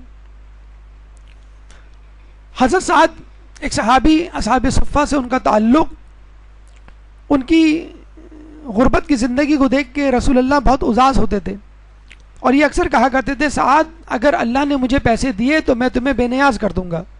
ایک دفعہ جبرائیل علیہ السلام آئے اور کہنے لگے کہ آپ کو سعد کی غربت کا بڑا قلق ہے، رسول نے کہا ہاں. تو جبرائیل نے 2 درہم دیے رسول کو اور کہا کہ یہ سعد کو دے دیں اور کہیں کہ اس سے تجارت کرے. رسول نے سعد کو بلا کے کہا کہ کیا تم تجارت کرو گے؟ تو سعد نے کہا کہ میرے پاس تو 2 کوڑی نہیں. تو رسول نے کہا کہ یہ درہم لے لو اور اس سے جا کے تجارت کرو. سعد نے تجارت شروع کی, ماشاءاللہ بڑی برکت ہوئی, دکان خرید لی مسجد کے ساتھ اور چیزیں بیچنے لگے. لیکن رسول نے دیکھا ان کو نمازوں میں تاخیر ہونے لگی, بسا اوقات نماز میں نہیں آتے. رسول اللہ نے کہا کہ تم کو دنیا نے غفلت میں ڈال دیا سعد. تو سعد کہتے ہیں میں کیا کروں, کیا مال بیچ دوں, پھینک دوں؟ فلاں کو میں نے اتنی چیزیں دی ہوئی ہیں, مجھے پیسہ لینا ہے, فلاں کو میں نے پیسے دیے ہوئے ہیں, چیز پہنچانی ہے, میں کیا کروں, میں مصروف ہوں کاروبار میں. اور رسول اللہ بڑا کڑتے تھے, بہت اداس ہوتے تھے, یعنی پہلے سے زیادہ اداس. جبرائیل آئے اور کہنے لگے کہ کیا آپ کو سعد کی حالت پہ بہت دکھ ہوتا ہے؟ رسول نے کہا ہاں. کیا آپ چاہتے ہیں کہ سعد کی امیری برقرار رہے, یا اگر آپ چاہتے ہیں کہ سعد اپنی دوبارہ حالت پہ واپس آ جائے؟ آپ جو چاہتے ہیں وہی ہوگا. رسول نے کہا کہ مجھے اس بات کی جسے کہتے ہیں کہ اس بات کا قلق ہے کہ سعد کی دولت کی وجہ سے اس کی آخرت تباہ ہو رہی ہے. تو جبرائیل نے کہا تو پھر آپ سعد کو کہیے کہ وہ 2 درہم آپ کو واپس کر دے. رسول اللہ نے سعد کو بلایا اور کہا کہ سعد کیا ہمیں وہ تو تم 2 درہم واپس نہیں کرو گے جو ہم نے تمہیں دیے تھے؟ سعد نے کہا رسول آپ کیا بات کر رہے ہیں, 2 درہم, میں تو آپ کو 200 درہم دینے کے لیے تیار ہوں. رسول نے کہا نہیں, ہمیں تو بس وہی 2 درہم چاہیے جو ہم نے تمہیں دیے تھے. سعد نے وہ 2 درہم واپس کیے. جس دن وہ 2 درہم واپس کیے اسی دن سے سعد کا کاروبار تنزلی کی طرف چلا گیا, لیکن سعد دوبارہ مسجد کی طرف آ گیا. اسی طرح جس طرح پہلے خوشی و خضوع کے ساتھ نماز سے اذان سے پہلے وضو کر کے وہ نماز میں آ کے بیٹھ جاتا تھا, اسی طرح آنے لگا. تو آپ دیکھیے کہ کس طرح انسان جو ہے دولت کے بہاؤ میں بہہ جاتا ہے اور اس کو پتہ بھی نہیں چلتا. اچھا مزے کی بات یہ ہے کہ ساری دولت یا کم از کم زیادہ تر دولت وہ اپنے قریبی رشتہ داروں, دوستوں اور ایسے لوگوں کے لیے کما رہا ہوتا ہے جو اس سے کوئی غرض نہیں رکھتے. حتیٰ کہ بیوی بچے بھی بعض اوقات دیکھا گیا ہے کہ جن کو وہ سمجھتا ہے کہ یہ دولت کی وجہ سے میری محبت میں گرفتار رہیں گے. آپ دیکھ لیجئے امیروں کے بچے سب سے زیادہ اپنی ماں کو, اپنے باپ کو اور اپنے گھر والوں کو چھوڑ کے چلے جاتے ہیں کہ جنہوں نے سب کچھ اپنے بچوں کو دیا ہوا ہوتا ہے. تو قدر کیجیے گا ایسے رشتوں کی جو آپ کے سینے کے اوپر پہنی جیب کی بجائے سینے کے اندر دھڑکتے دل میں دلچسپی رکھتے ہیں. تو ایسے لوگوں پر دولت نہ خرچ کیجیے اور نہ ہی ان کے لیے کمائیے, بلکہ ان لوگوں کے لیے جسے کہتے ہیں اپنی دولت کو بچا رکھیں جو آپ سے دل سے محبت کرتے ہیں. اور یہ بھی کسی نے خوب کہا کہ اپنوں کے ساتھ وقت کا پتہ ہی نہیں چلتا, مگر وقت کے ساتھ اپنوں کا پتہ چل جاتا ہے. جیسے انسان پہ برا یا اچھا وقت پڑتا ہے تو پتہ چل جاتا ہے کون آپ کے ساتھ ہے کون نہیں ہے. تو دولت تو دشمن کو بھی دوست بنا دیتی ہے, لیکن غربت میں پتہ چل جاتا ہے کون آپ کے ساتھ ہے. تو ایسی دولت کو کیا فائدہ کہ آپ دوسروں کے لیے کمائیں اور دوسروں کے لیے چھوڑ جائیں اور دوسرے ہی اس سے فائدہ کمائیں, آپ کو اس سے کوئی فائدہ نہ ہو. چنانچہ صدقہ و خیرات کا تسلسل برقرار رکھیے, اپنی دولت کو ان لوگوں پر خرچ کیجیے کہ جو آپ کے لیے ہاتھ اٹھا کر دعا کرنے والے ہیں اور جن کی دعائیں قبول ہونے والی ہیں. کہتے ہیں جب آدمی انفاق کرتا ہے, پیسہ راہ خدا میں لٹاتا ہے, تو امام فرماتے ہیں کہ 2 چیزیں خدا کی طرف سے آتی ہیں اور 2 چیزیں شیطان کی طرف سے. جو 2 چیزیں خدا کی طرف سے آتی ہیں وہ بخشش اور وسعت مال, یعنی اس کے گناہوں کی بخشش ہوتی ہے اور اس کے مال میں برکت ہوتی ہے. بلکہ یہ بھی کہا گیا ہے کہ تنگ دستی میں صدقہ دو. عجیب بات ہے, پیسے نہیں اور کہا جا رہا ہے کہ پیسے نکالو. کیوں؟ یہ تجارت ہے اللہ سے, نیکی کرنا تجارت ہے اللہ کے ساتھ. اور 2 چیزیں شیطان کی طرف سے آتی ہیں, یعنی فقر کا خوف اور فحاشی کی دعوت. یعنی انسان جو ہے آپ کے دل میں فخر ڈالے گا, اپنے لیے بچا کے رکھو, کہیں بیمار نہ پڑ جاؤ, کہیں ہارٹ اٹیک نہ ہو جائے, کہیں بچی کی شادی ہونے والی ہے, پیسے جو ہے کسی نے قرض مانگ لیا تو نہ دو, پتنی وہ تم کو لوٹائے نہ لوٹائے, اور فحاشی کی دعوت دیتا ہے اور فقر سے. اور آپ دیکھ لیجئے فحاشی سے متعلق جتنے لوگ ہیں, سیلیبریٹیز, ایکٹرز, ایکٹریسز اور جتنے ادارے ہیں, سب سے زیادہ متمول جو ہیں وہ لوگ ہوتے ہیں. ایک انڈین اداکارہ ایک ایڈورٹیزمنٹ کے 5 کروڑ مانگتی ہوئی نظر آتی ہے. ایک ایڈورٹیزمنٹ جو بمشکل آدھے منٹ کا ہوتا ہے, اس آدھے منٹ کے لیے 5 کروڑ کی خطیر رقم جو ہم میں سے کسی کو مل جائے تو ہم جو ہے وہ کوئی کاروبار کرنا ہی چھوڑ دیں، اس کو کہیں جمع کرا دیں اور بس کافی ہے، بلکہ جمع بھی نہ کرائیں، ویسے بھی خرچ کر دیں تو کافی ہے. تو یہ کیا ہے؟ یہ فحاشی میں مبتلا لوگ ہیں، اور دیکھا جائے ان کی جو رینکنگ ہے، جو ان کی ویلیو ہے، وہ عوام جسے کہتے ہیں کہ متعین کرتی ہے. آج لوگ اس قسم کے پروگرامات دیکھنا چھوڑ دیں، آج لوگ جو ہیں وہ فلمیں دیکھنا چھوڑ دیں، تو یہ سیلیبریٹیز تمام کی تمام نیچے آ جائیں گی. اور باقاعدہ یہ ایک ڈیٹا چھپا ہے ایک انگلش اخبار میں کہ جنہوں نے ثابت کیا ہے کہ دیکھیں یہ ہم نے مذہبی نیوز لگائی تھی اور اس کے چند دنوں بعد یہ ایک ماڈل گرل ہیں، ان کے متعلق ایک تصویر ہم نے دی تھی، چھاپی تھی اور کچھ آرٹیکل لکھا تھا. ماہ رمضان کی بات ہے، ماہ رمضان کی بات ہے. اور انہوں نے کہا دیکھیں 15 دن کے بعد جو فلمی اداکارہ ہیں ان سے متعلق خبر کو کتنی زیادہ مرتبہ پڑھا گیا، اور جو مذہب سے متعلق جو چیز تھی اس کو کتنی مرتبہ پڑھا گیا. تو یہ عوام متعین کرتے ہیں. کیوں؟ آپ کے جو سیکولر چینلز ہیں ان کی جو ہے رینکنگ زیادہ ہوتی ہے، ان کے پاس پیسہ زیادہ ہوتا ہے. جو ہمارے مذہبی چینلز ہیں آپ دیکھیں ان کی کوالٹی کیسی ہوتی ہے، کتنی مشکل سے ایک مدرسہ وجود میں آتا ہے، کتنی مشکل سے ڈونیشن جمع ہوتی ہے. اور آپ اسکول چلے جائیں 10-10 ہزار فیس تو اب ایک معمول بن گئی ہے. کیمبرج جو کورس ہوتا ہے او لیول ایگزامس، یہ جو اسکول ہیں وہاں پہ 8-10 ہزار ایک نارمل فیس بن گئی ہے، اور پھر وہ ٹیوشن وہ الگ پڑھ رہے ہوتے ہیں. تو آپ نے توجہ مدرسوں پہ نہیں دی ہے، اس لیے مدرسوں میں تنزلی ہے. آپ نے توجہ کالج یونیورسٹی کو دی ہے، اس میں ترقی ہے. آپ نے ٹی وی کے اداکاروں، فلمی اداکاروں کو دیکھنا شروع کر دیا ہے، اور ٹی وی آن کر کے ان کو آپ کے جو ایڈورٹیزمنٹ آپ کو معلوم ہے ان کا جو ریٹ متعین ہوتا ہے وہ اس لیے متعین ہوتا ہے کہ فلاں ڈرامہ مغرب کے وقت آتا ہے، اس کو ضرور دیکھتے ہیں لوگ. وہ جو ہے اس وقت اگر ہم ایڈ چلائیں گے تو ہماری پروڈکشن زیادہ بکے گی، لوگ زیادہ دیکھیں گے. تو یہ عوام متعین کرتی ہے کہ کس چیز کو دیکھنا ہے، کس چیز کو اوپر لے کے جانا ہے، کس چیز کی اہمیت کو بڑھانا ہے. کیوں نہیں کسی پروڈکٹ اشتہار میں کسی عالم دین کو دکھایا جاتا، وہ آ کے کہے کہ بھائی اس شیمپو کو، اس صابن کو استعمال کیجئے.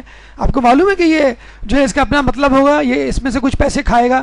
اور وہی پروڈکٹ، وہی شیمپو، وہی صابن کوئی اداکار دکھا دیں، آپ کہیں بالکل سچ بول رہا ہے. عالم دین جو ہے اس پہ شک کیا جائے گا خمس کے حوالے سے، زکوٰۃ کے اور فنڈز کے حوالے سے. اور اداکاروں سیلیبریٹیز پہ بالکل شک نہیں کیا جائے گا. چھٹی چیز جہالت ہے.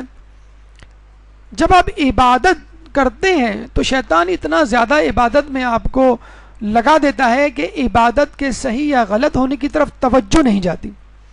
اور جہالت ایک ایسی چیز ہے جس میں بڑے بڑے لوگ، بظاہر پڑھے لکھے نظر آنے والے لوگ، ٹھوکر کھا کے گر جاتے ہیں. احادیث میں آیا کہ عنقریب ایسے فتنے رونما ہوں گے جن میں انسان ایمان کی حالت میں صبح کرے گا اور کفر کی حالت میں شام کرے گا، سوائے ایسے لوگوں کے جنہیں اللہ تعالیٰ علم کے ساتھ زندہ رکھے. دیکھیں ایک دفعہ ٹی وی آیا، اس کو کہا گیا حرام ہے. جنہوں نے حرام کہا انہوں نے اپنے چینل کھول لیے. فوٹوگرافس کے متعلق فتویٰ دیا گیا، فوٹو کھنچوانا حرام ہے، ویڈیو بنانا حرام ہے. آج وہی حضرات جو ہے ویڈیو بنا رہے ہیں اور جسے کہتے ہیں کہ ٹی وی پہ آ کے درس دے رہے ہیں. تو کیا کہنے کا مقصد ہے؟ آپ چیز کو صحیح استعمال کریں. فیس بک ٹھیک ہے ایک فتنہ بک ہوگی، بالکل ہوگی، لیکن اگر اس کو صحیح استعمال کر لیا جاتا تو آپ دیکھ لیں کہ اس کا کیا نتیجہ برآمد ہوتا. جس طرح خود ہمارے مدرسے نے جس طرح یوز کیا ہے، یا اور لوگ پازیٹیولی جو جہاں یوز کر رہے ہیں، یا انٹرنیٹ کو یوز کر رہے ہیں، یا خود ٹی وی چینلز جو ہادی چینل ہے، مثلا کربلا چینل ہے، الفرات چینل ہے، یا پی سی این یا فیملی چینل جو مختلف جگہوں پہ کراچی میں کھلے ہوئے ہیں اور جگہوں پہ جو کوشش کر رہے ہیں کہ لوگوں کو مذہبی مٹیریل پرووائڈ کیا جائے. تو کیا یہ ٹی وی کی زکوٰۃ نہیں؟ کیا یہ انٹرنیٹ کی زکوٰۃ نہیں؟ کیا یہ فیس بک کی زکوٰۃ نہیں کہ ان چیزوں کو اسلامائز کر لیا جائے؟ آپ کو گاڑی بھی استعمال کرنی ہے، کمپیوٹر بھی استعمال کرنا ہے، آپ کو ایروپلین بھی استعمال کرنا ہے، ہر چیز، لیکن اسلامی طریقے سے ان چیزوں کو استعمال کرنا. دیکھیں جہالت انسان کو کہاں لے جاتی ہے اور انسان کیسے کیسے دعوے کرنے لگتا ہے، اس کی جھلک ہم آپ کو دکھاتے ہیں. آپ نے دیکھا ہوگا لوگ روزے رکھتے ہیں، لوگ اعتکاف میں بیٹھتے ہیں اور کہتے ہیں مجھے فلاں خواب دکھا تھا، مجھے فلاں شخص نے خواب میں آ کے یہ بشارت دی ہے، مجھے فلاں حکم ملا ہے، اب مجھے یہ کرنا ہے. اب ظاہری بات ہے خواب کی شرعی حیثیت تو ہوتی نہیں ہے، آپ کریں نہ کریں جسے کہتے ہیں. تو بعض اوقات جو دیندار طبقہ ہے وہ بس یہ سمجھنے لگتا ہے کہ مجھے اللہ کی طرف سے بشارتیں ہو رہی ہیں، اور اس کے ذریعے وہ حلال کو حرام، حرام کو حلال بنا دیتا ہے. کیسے؟ بنو امیہ کے ایک شہزادے نے خواب میں دیکھا کہ وہ اور مولا علی ایک دریا سے گزر رہے ہیں، تو سامنے دیکھا ایک پل آ رہا ہے. جب پل آیا تو اس نے مولا علی کو کہا کہ آپ چلیے آگے، تو مولا علی نے کہا نہیں تم چلو آگے. تو اس نے فخر سے سینہ تان کے کہا کہ آپ کی فضیلت اپنی جگہ، لیکن رہنمائی کے قابل تو ہم بنو امیہ کے لوگ ہیں، خلیفہ بننے کا استحقاق تو بس ہمیں ہے.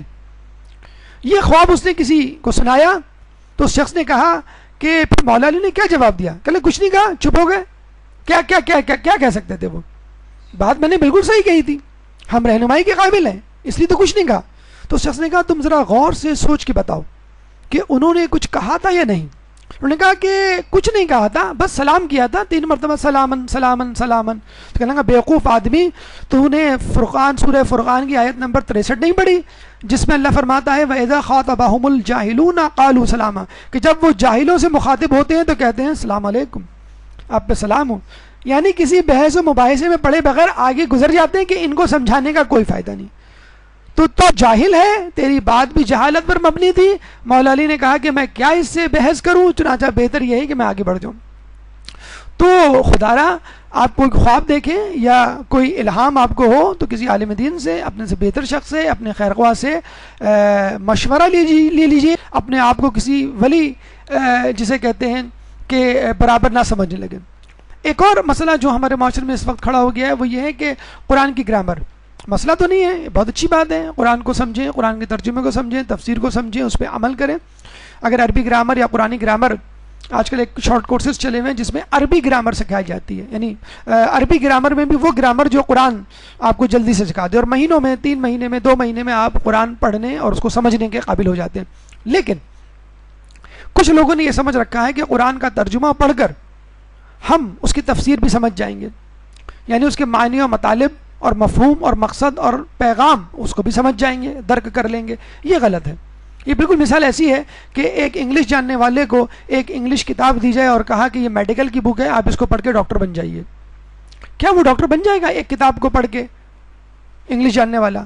اور اگر فقط عربی کا جاننا شرط ہے قرآن کو سمجھنے کی یا اس سے اس کا اصل مفہوم اخذ کرنے کی، تو عرب دنیا میں موجود تمام عربی بولنے والے مفسر قرآن ہوتے. لیکن ایسا نہیں ہے. اس کا مطلب یہ ہوا کہ قرآن کو سمجھنے کے لیے فقط عربی گرامر نہیں، علم حدیث، علم الرجال، علم تفسیر، علم منطق، ادبیات عربی اور دیگر علوم، 25 علوم کہا جاتا ہے کہ وہ آنے چاہیے، تب کہیں جا کے آپ قرآن کی تفسیر کرنے کے قابل ہوں گے.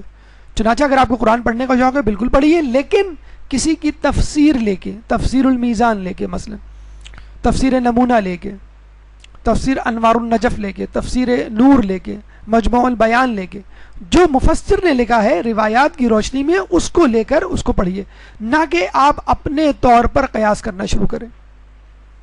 حق نما باطل.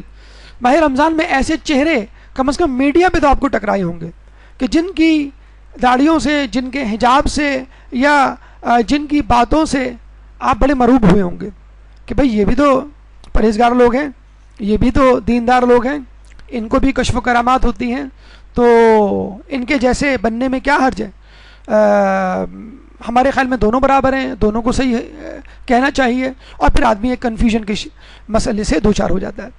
تو بعض اوقات سمجھ لیجئے کہ حق جو ہے نہیں ہوتا، وہ باطل ہوتا ہے، اور باطل اپنے اوپر حق کا لبادہ اوڑھ لیتا ہے.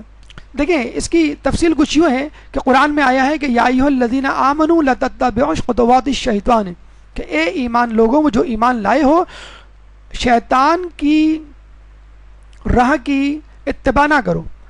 ومن یتبع خطوات الشیطان، اور جو کوئی شیطان کی راہ کی اتباع کرے گا، فإنہ یأمر بالفحشاء والمنکر، تو وہ اس کو فحاشی اور منکر گناہ کے کاموں کا حکم دے گا. سورہ نور آیت نمبر 21.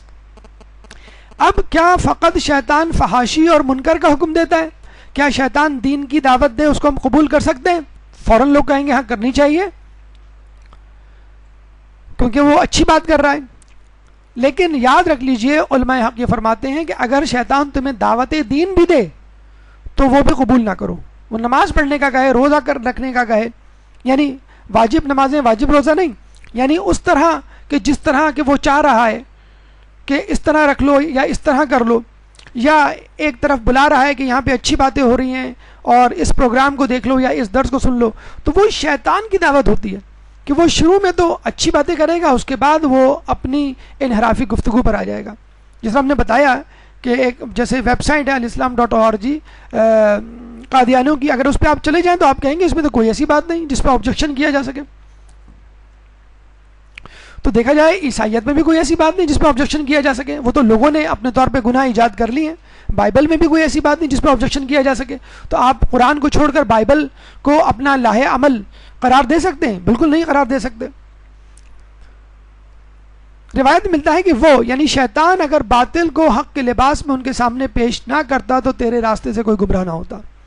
دیکھیں فن کمال، فہم و فراست یہ نہیں کہ انسان حق و باطل میں تمیز کرے، بلکہ فہم و فراست یا بصیرت یہ ہے کہ انسان حق کے بیس میں باطل کو پہچان لے. اور یہی غلطی مسلمانوں سے ہوئی رسول اللہ کی شہادت کے بعد کہ انہوں نے حق کے بھیس میں باطل کو نہیں پہچانا، اور اس کے بعد بھی لوگوں سے غلطی ہوئی. یہ تو مولا علی جب آگے بڑھے اور جنگیں ہوئیں، اور جب بعد میں آئمہ نے بتلایا کہ کون سے لوگ ہیں جو اسلام کے بھیس میں ہیں، مسلمانوں کے بھیس میں ہیں، اور تمہارے مذہب کو جو ہے وہ منحرف کر کے تمہیں کہیں اور لے کے جا رہے ہیں. تو اصل چیز ہے اسلام کے بھیس میں کسی کو پہچاننا، ورنہ منکر شخص کو اور گمراہ شخص کو یا بے دین شخص کو پہچاننا بالکل مشکل کام نہیں. اسے کہتے ہیں کہ ایک شخص مسافر کسی گاؤں گیا تو دیکھا وہاں ایک مسجد ہے، اس کو کہا، اس نے سوچا کہ میں چلو اس کو پڑھاؤ کی جگہ بنا لیتا ہوں. اندر گیا تو ایک شخص نماز پڑھ رہا تھا، بڑی خوبصورت قرات تھی. جب اس نے نماز ختم کی تو اس مسافر نے کہا کہ ماشاءاللہ بڑی خوبصورت قرات تھی، تمہاری نماز میں بڑا خشوع و خضوع تھا. تو نمازی نے کہا تم کو معلوم ہے میں نے روزہ بھی رکھا ہوا ہے. تو مسافر نے کہا ماشاءاللہ بڑی اچھی بات ہے کہ رمضان ماہ رمضان ہے نہیں، پھر بھی تم نے روزہ رکھا ہوا ہے. تو تم ہی اس بستی میں مجھے نیکوکار پرہیزگار لگتے ہو. کھانے کا وقت ہوا ہے، میں کھانا لینے جاتا ہوں بازار، تم میرے گھوڑے کا خیال رکھنا. اور جب وہ مسافر بازار جاتا ہے تو پیچھے یہ نمازی پرہیزگار شخص، روزے دار شخص روزے کی حالت میں گھوڑے کو لے کے 9-11 ہو جاتا ہے. جب وہ آتا ہے تو دیکھتا ہے کہ ایسی نماز اور روزے کا کیا فائدہ. تو کہا کہ کیا کہا گیا حدیث میں کہ کسی کے روزے اور نماز پہ نہ جانا یہ تو اس کی عادت بن چکی ہوتی ہے.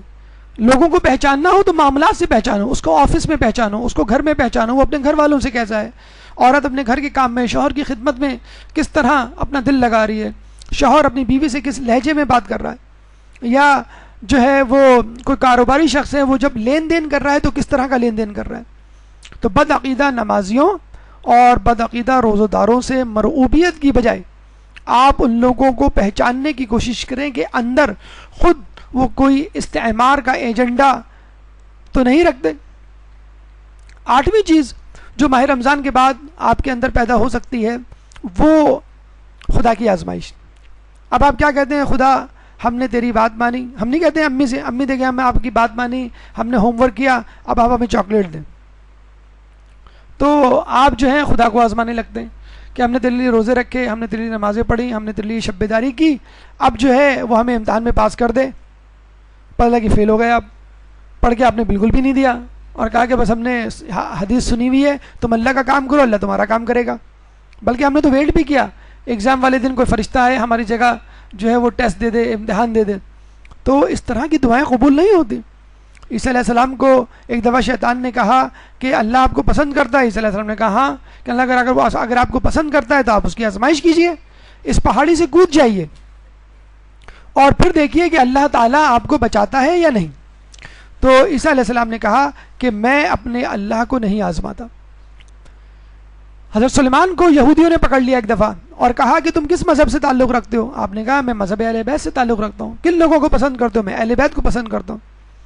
جب انہوں نے یہ سنا تو آگ بگولا ہو گئے اور مارنا پیٹنا شروع کر دیا اور کہا کہ جن لوگوں کو پسند کرتے ہو ان کو پکارتے کیوں نہیں. تو سلمان فارسی نے کہا کہ نہیں، میں سمجھتا ہوں صبر کرنا بہتر ہے.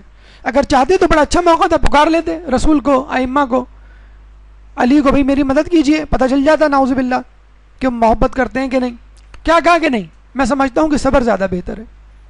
جب کہتے ہیں کہ وہ مار مار کے ہلکان ہو گئے تو دیوار شق ہوئی، رسول نمودار ہوئے اور کہا اے سلیمان ان یہودیوں کے لیے بد دعا کرو کیونکہ اب ان میں سے کوئی بھی راہ راست پہ نہیں آنے والا. سلیمان نے بد دعا کی، اسی وقت ان یہودیوں کے ہاتھ میں جو لاٹھیاں تھیں وہ سانپ بن گئیں، اور ہر سانپ نے اپنے اپنے یہودی کو کھا لیا.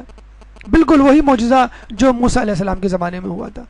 تو موسیٰ علیہ السلام کے معجزے تو اہل بیت کے چاہنے والوں کے ہاتھوں سے سرزد ہوتے ہیں. آپ کہاں ہمارے اہل بیت کو انبیاء سے ملا رہے ہیں؟ تو کچھ لوگ سمجھتے ہیں کہ بس ہم نے ماہ رمضان میں عبادت کر لی، کافی ہے، اب آرام کریں گے، 3-4 دن خوب کھائے پیئیں گے کیا، بس ہم جو ہے وہ خوب ٹی وی دیکھیں گے، خوب گناہ کریں گے. بہت عرصے سے زبان رکی ہوئی تھی، جسے کہتے ہیں جام ہو گئی تھی، کہیں زنگ تو نہیں لگ گیا، ذرا زبان چلائیں، تھوڑی سی دھار لگائیں، غیبت کریں، جھوٹ بولیں، تاکہ پتہ تو چلے کہ زبان کام بھی کر رہی ہے کہ نہیں. کیونکہ غیبت اور جھوٹ اور توہین مومن کے علاوہ اس زبان کا کوئی کام ہی نہیں رہا. احادیث و روایت اگر یاد ہو تو انسان گفتگو کرے، کسی محبت کرے تو اس کی تعریف کرے، تو انسان آرام اور آسائش میں مبتلا ہو کر گناہ میں مبتلا ہو جاتا ہے. نواں مسئلہ جو انسان کے ساتھ پیدا ہوتا ہے ماہ رمضان کے بعد وہ یہ کہ انسان سمجھتا ہے کہ میں متقی پرہیزگار ہوں، اور میں اب اللہ کی صاحبان میں، اللہ کی سایہ عاطفت میں اور اللہ کے پسندیدہ بندوں میں شامل ہو گیا ہوں. اب شیطان مجھ کو نہیں بہکائے گا، کیونکہ میں اللہ کا فیوریٹ بندہ بن گیا ہوں. بہکائے گا تو بھی اللہ مجھے بچا لے گا. حالانکہ آپ یاد رکھ لیجئے، شیطان نے گویا قسم کھائی تھی جب راندہ درگاہ ہوا تھا کہ قالا فبما اغویتنی، جس طرح تو نے مجھے گمراہ کیا ہے، خدا کو چیلنج کیا ملعون نے، لأقعدن لهم صراطک المستقیم، میں تو اسی تیری ہی صراط مستقیم پر بیٹھوں گا، کسی اور کی صراط مستقیم پہ نہیں بیٹھوں گا، کسی اور کی صراط پہ نہیں بیٹھوں گا.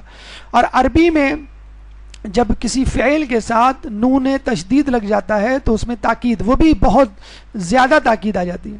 اگر جزم لگ جائے لأقعدن تو یہ بھی تاکید ہے، لیکن تشدید لگ گیا لأقعدن اور زیادہ تاکید.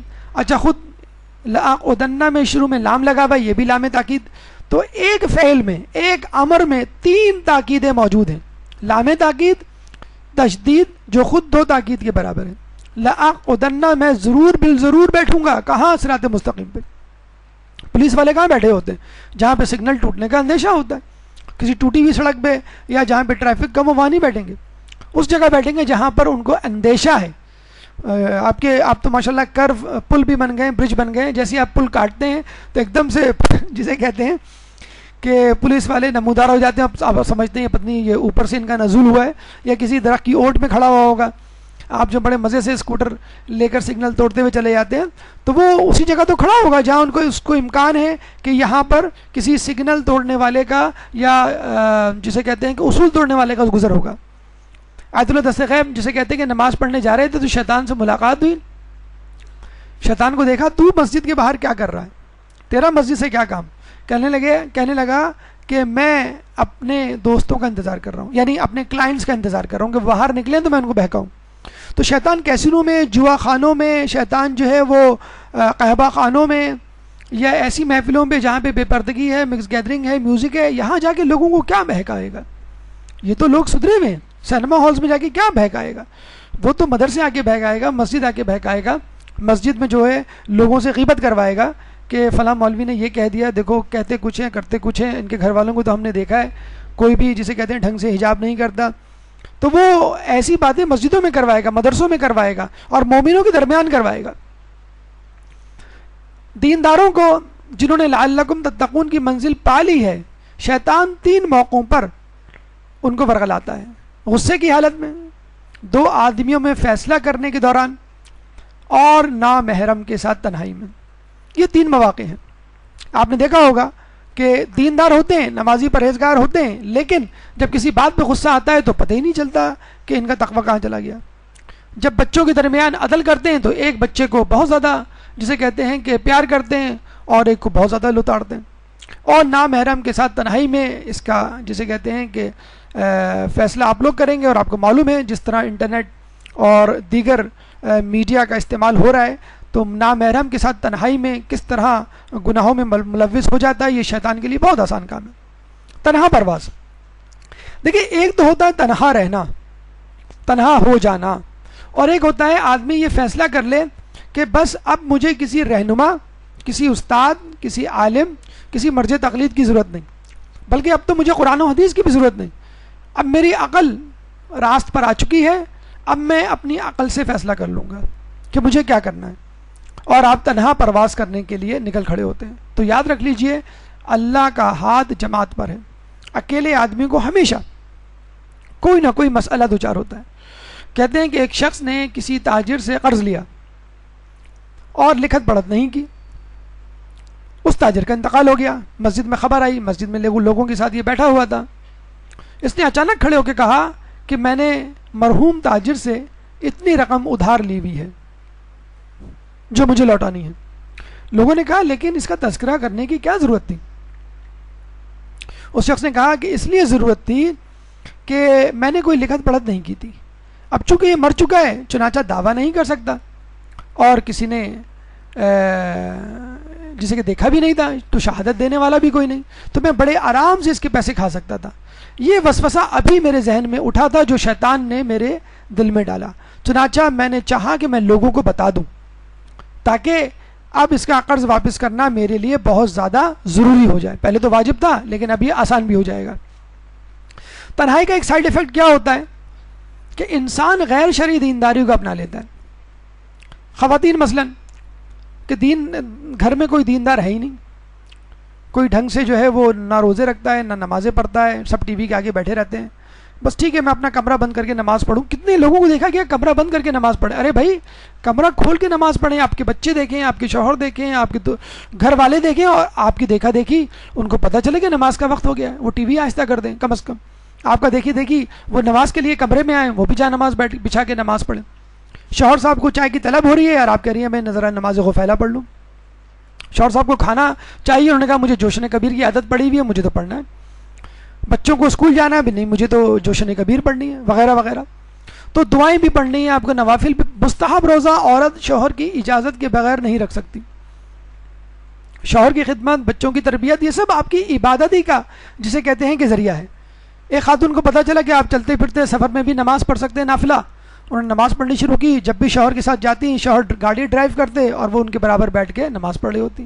شوہر ان سے کہتے کہ شاپنگ پہ چلنا ہے، وہ کوئی جواب ہی نہیں دے رہی، جلدی سے نماز ختم کی، اللہ اکبر اللہ اکبر اللہ اکبر۔ جی آپ نے کیا کہا؟ چلنا ہے۔ کہنے لگے میں نے تو طارق روڈ پہ کہا تھا، اب تو نیٹی چیٹی کا پل آ گیا ہے، تو اب بھگتو تم اور نماز پڑھو۔ تو بھئی یہ کون سا طریقہ ہے؟ یہ کون سی ایسی نماز میں؟ ٹھیک ہے اگر شوہر نے خود کہا ہے، وہ بیچارہ خود تو پڑھ نہیں سکتا، نماز پڑھے گا تو نماز وحشت لوگوں پہ واجب ہو جائے گی اس کی۔ تو بھئی یہ کون سا وقت ہے؟ آپ کو معلوم ہے کہ آپ کے شوہر، آپ کے گھر والے آپ کی مستحب عبادت کی بات ہو رہی ہے، مستحب عبادت سے ڈسٹرب ہو رہے ہیں، آپ کے روزہ رکھنے سے گھر والے ڈسٹرب ہو رہے ہیں۔ مثلا آپ سے کام نہیں ہو رہا، آپ سے کھانا پکایا نہیں جا رہا، یا گھر کی صفائی نہیں ہو رہی، ٹھیک ہے آپ نہ رکھ کے، گھر کا کام زیادہ اہم ہے مستحب روزوں سے۔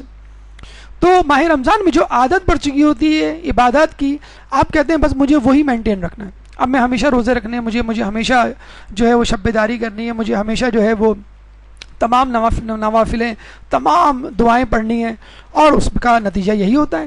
مطلب بی بی سیدہ کی شخصیت ہمارے سامنے ہے کہ وہ چکی پیستی تھی، ایک دن پورے گھر کا کام بھی کرتی تھی، 400 روٹیاں بھی پکاتی تھی اصحاب صفہ اور دیگر افراد کے لیے، اور عبادت بھی مشغول رہتی تھی۔ تو یہ کیوں نہیں ہو سکتا؟ ہم کیوں شدت پسندی کا شکار ہو جاتے ہیں؟ اور اکثر ہوتا یہی ہے کہ ماہ رمضان میں اتنے آگے چلے گئے، اور ماہ رمضان کے بعد نہیں، وہ تو رمضان تھا، رمضان میں ہوتا ہے، شوال میں عبادت نہیں ہوتی، یعنی روزے بھی حرام ہو گئے، نوافل بھی جسے کہتے ہیں کہ آپ کا پڑھنا حرام ہو گیا، تو نہ اس کو حرام بنائیں نہ واجب بنائیں، ایک بیچ کی چیز بنائیں، جتنے روزے رکھ سکتے ہیں رکھیں کنوینئنٹلی۔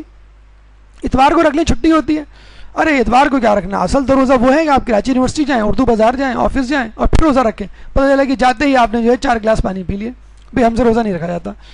تو بھئی جو سہولت ہے اس کو اپنائیں، اس کے بعد انشاءاللہ سخت نیکی کی بھی اللہ تعالیٰ عادت دے دے گا۔ اور اس قسم کی روحانیت سے پرہیز کیجئے کہ کمرہ بند کر کے آپ بیٹھی ہوئی ہیں، لمبی لمبی نمازیں پڑھ رہی ہیں، لمبی لمبی دعائیں پڑھ رہی ہیں، مست رکھو ذکر و فکر صبح گاہی میں اسے، پختہ تر کر دو مزاج خانقاہی میں اسے۔ تو جیسا یہ ہے کہ اصل عبادت یہ ہے کہ موقع کے مطابق اطاعت الہی کرنا۔ اگر اللہ کہہ رہا ہے کہ اب روزہ نہ رکھو تو نہ رکھو، اگر اللہ کہہ رہا ہے کہ نوافل چھوڑ دو تو چھوڑ دو، اللہ کہہ رہا ہے کہ شوہر کی خدمت کرو، بچوں کی تربیت کرو، تو بس آپ کے لیے وہی روزہ وہی نماز۔ ایک اور چیز جو ہمارے اندر پیدا ہوتا ہے وہ ہے وسوسہ۔ یہ ایک چیز ایسی ہے کہ جو عموماً تنہا رہنے والوں کو ہوتی ہے۔ جو تنہا ہو جاتے ہیں لوگوں سے اور کہتے ہیں اب لوگ میرے قابل نہیں، اب دنیا میرے قابل نہیں رہی، اب میں کچھ الگ سی چیز بن گیا ہوں، تو شیطان ایسے لوگوں کو زیادہ وسوسے ڈالتا ہے۔ کہتے ہیں کہ جب یہ آیت اتری کہ ثم لآتینہم من بین ایدیہم ومن خلفہم وعن ایمانہم وعن شمائلہم ولا تجد اکثرہم شاکرین، کہ دیکھیں شیطان نے کہا تھا میں 4 طریقوں سے انسان پر حملے کروں گا، آگے سے، پیچھے سے، دائیں سے، بائیں سے۔ تو امام فرماتے ہیں آگے سے حملہ کرنے کا مطلب ہے آگے آنے والی آخرت کو سبق یعنی ہلکا کر دے گا شیطان۔ پیچھے سے حملہ کرنے کا مطلب ہے انسان کو بخل پہ آمادہ کر دے گا کہ تمہاری اولاد کا کیا ہوگا، تمہارا مال کم ہو جائے گا۔ اور دائیں سے حملہ کرنے کا مطلب ہے انسان کو شک و شبے میں مبتلا کر دے گا، اور بائیں سے حملہ کرنے کا مطلب ہے اس کو مادی لذات میں مبتلا کر دے گا۔ شک و شبہ انسان کیسے پیدا کرتا ہے؟ دیکھیں سورہ ناس میں من الوسواس الخناس الذی کا جملہ ہے، وسواس خناس ایک شیطان کا نام تھا، کہ جب یہ آیت اتری والذین اذا فعلوا فاحشۃ او ظلموا انفسهم، کہ جب یہ لوگ کوئی برا کام کر بیٹھتے ہیں یا اپنے نفسوں پر ظلم کر لیتے ہیں، ذکر اللہ اور اللہ کا پھر ذکر کرتے ہیں، فاستغفروا لذنوبہم اور اس سے استغفار طلب کرتے ہیں اپنے گناہوں کے لیے، ومن یغفر الذنوب الا اللہ، تو کون ہے جو ان کی مغفرت کرے گا گناہوں کی سوائے اللہ کے، ولم یصروا علی ما فعلوا وهم یعلمون، اور وہ اپنے گناہوں پہ اصرار نہیں کرتے تو اللہ ان کو معاف کر دے گا۔ جب یہ آیت اتری تو شیطان نے پہاڑ پہ جا کے چیخ و پکار واویلا مچانا شروع کر دیا کہ ایک ایسی آیت اتری ہے کہ ہماری تمام محنتیں نکارا جائیں گی، اکارت ہوں گی۔ تو شیطانوں نے پوچھا اس کے چیلے چاٹوں نے کون سی؟ کہنے لگے مغفرت اور توبہ کی آیت۔ اب بتاؤ ہم کیا کریں؟ تمام لوگوں نے اپنے اپنے طور پہ مشورہ دیے۔ ایک شیطان جس کا نام تھا وسواس خناس، اس نے کہا کہ آپ اس کو مجھ پر چھوڑ دیں، میں لوگوں کو آرزوؤں میں، وعدوں میں مبتلا کروں گا، گناہوں میں مبتلا کروں گا، اور پھر ان سے توبہ کو بھلوا دوں گا۔ جو توبہ کا بھلوا دینا ہے یہ ہے وسواس خناس کا کام۔ پہلے آرزوؤں اور وعدوں میں مبتلا کرنا، لالچ میں مبتلا کرنا، گناہ میں مبتلا کرنا، اس امید پہ گناہ کرنا کہ میں توبہ کر لوں گا، پھر گناہوں کو بھی بھلا دینا۔ حتیٰ کہ حالانکہ یہ کہا گیا ہے کہ گناہ 7 گھنٹے تک نہیں لکھا جاتا، اس فرشتے کو نہیں پتہ چلتا کہ جو گناہ لکھنے پہ بیٹھا ہوا ہے، اتنا آپ کو موقع دیا گیا ہے توبہ کا۔ لیکن کیا یہ شیطان وسواس خناس آپ کو توبہ بلوا دیتا ہے۔ وَأَيَّدَهُمْ بِرُوحٍ مِّنْهُ کے بارے میں احادیث میں آیا ہے کہ اللہ تعالیٰ اپنی روح کے ذریعے مدد کرتا ہے۔ جب پوچھا گیا اللہ تعالیٰ روح کے ذریعے کیسے مدد کرتا ہے تو رسول فرماتے ہیں ہر مومن کے دل میں 2 کان ہوتے ہیں، ایک میں فرشتہ پھونکتا ہے، دوسرے میں شیطان، یعنی ایک میں تائید الہی ہوتی ہے اور ایک میں شیطان کی طرف رغبت۔ اب انسان اگر اس کا نفس کمزور ہے اور اس کی نیت میں فطور ہے تو وہ شیطان کی باتوں میں آ جائے گا، اور اگر وہ نیک نیت ہے اور اپنے کام کو نیکی کو کرنا چاہتا ہے تو وہ فرشتے کی بات سن لے گا۔ اچھا بعض اوقات نعوذ باللہ کچھ لوگ اس قسم کی احادیث پہ زیر لب مسکراتے بھی ہیں کہ بھئی دل کے کان کہاں سے ہو گئے اور فرشتہ کیسے پھونک مارے گا؟ تو آپ دیکھ لیجئے سائنس یہ کہتی ہے، سائنسدان یہ کہتے ہیں کہ دل میں 4 چیمبرز ہوتے ہیں۔ اوپر کے 2 چیمبرز ہیں، ان کا نام ہے left atrium, right atrium. Atrium کو عربی میں اذین کہتے ہیں اور اردو میں کان کہتے ہیں۔ دیکھیں سائنسدانوں میں نے بھی نام ان کا وہی کان ہی رکھا ہے۔ اچھا اب یہ بات کہ ایک کان میں فرشتہ پھونک مارتا ہے، ایک کان میں جسے کہتے ہیں شیطان، وہ کس طرح ثابت ہو؟ لیفٹ ایٹریم میں اچھا خون آتا ہے اور رائٹ ایٹریم میں گندا خون آتا ہے۔ رائٹ ایٹریم میں کاربن ڈائی آکسائڈ والا خون ہوتا ہے جو جسم سے آ رہا ہوتا ہے، اور لیفٹ ایٹریم میں پھیپھڑوں سے آنے والا آکسیجنیٹڈ خون ہوتا ہے۔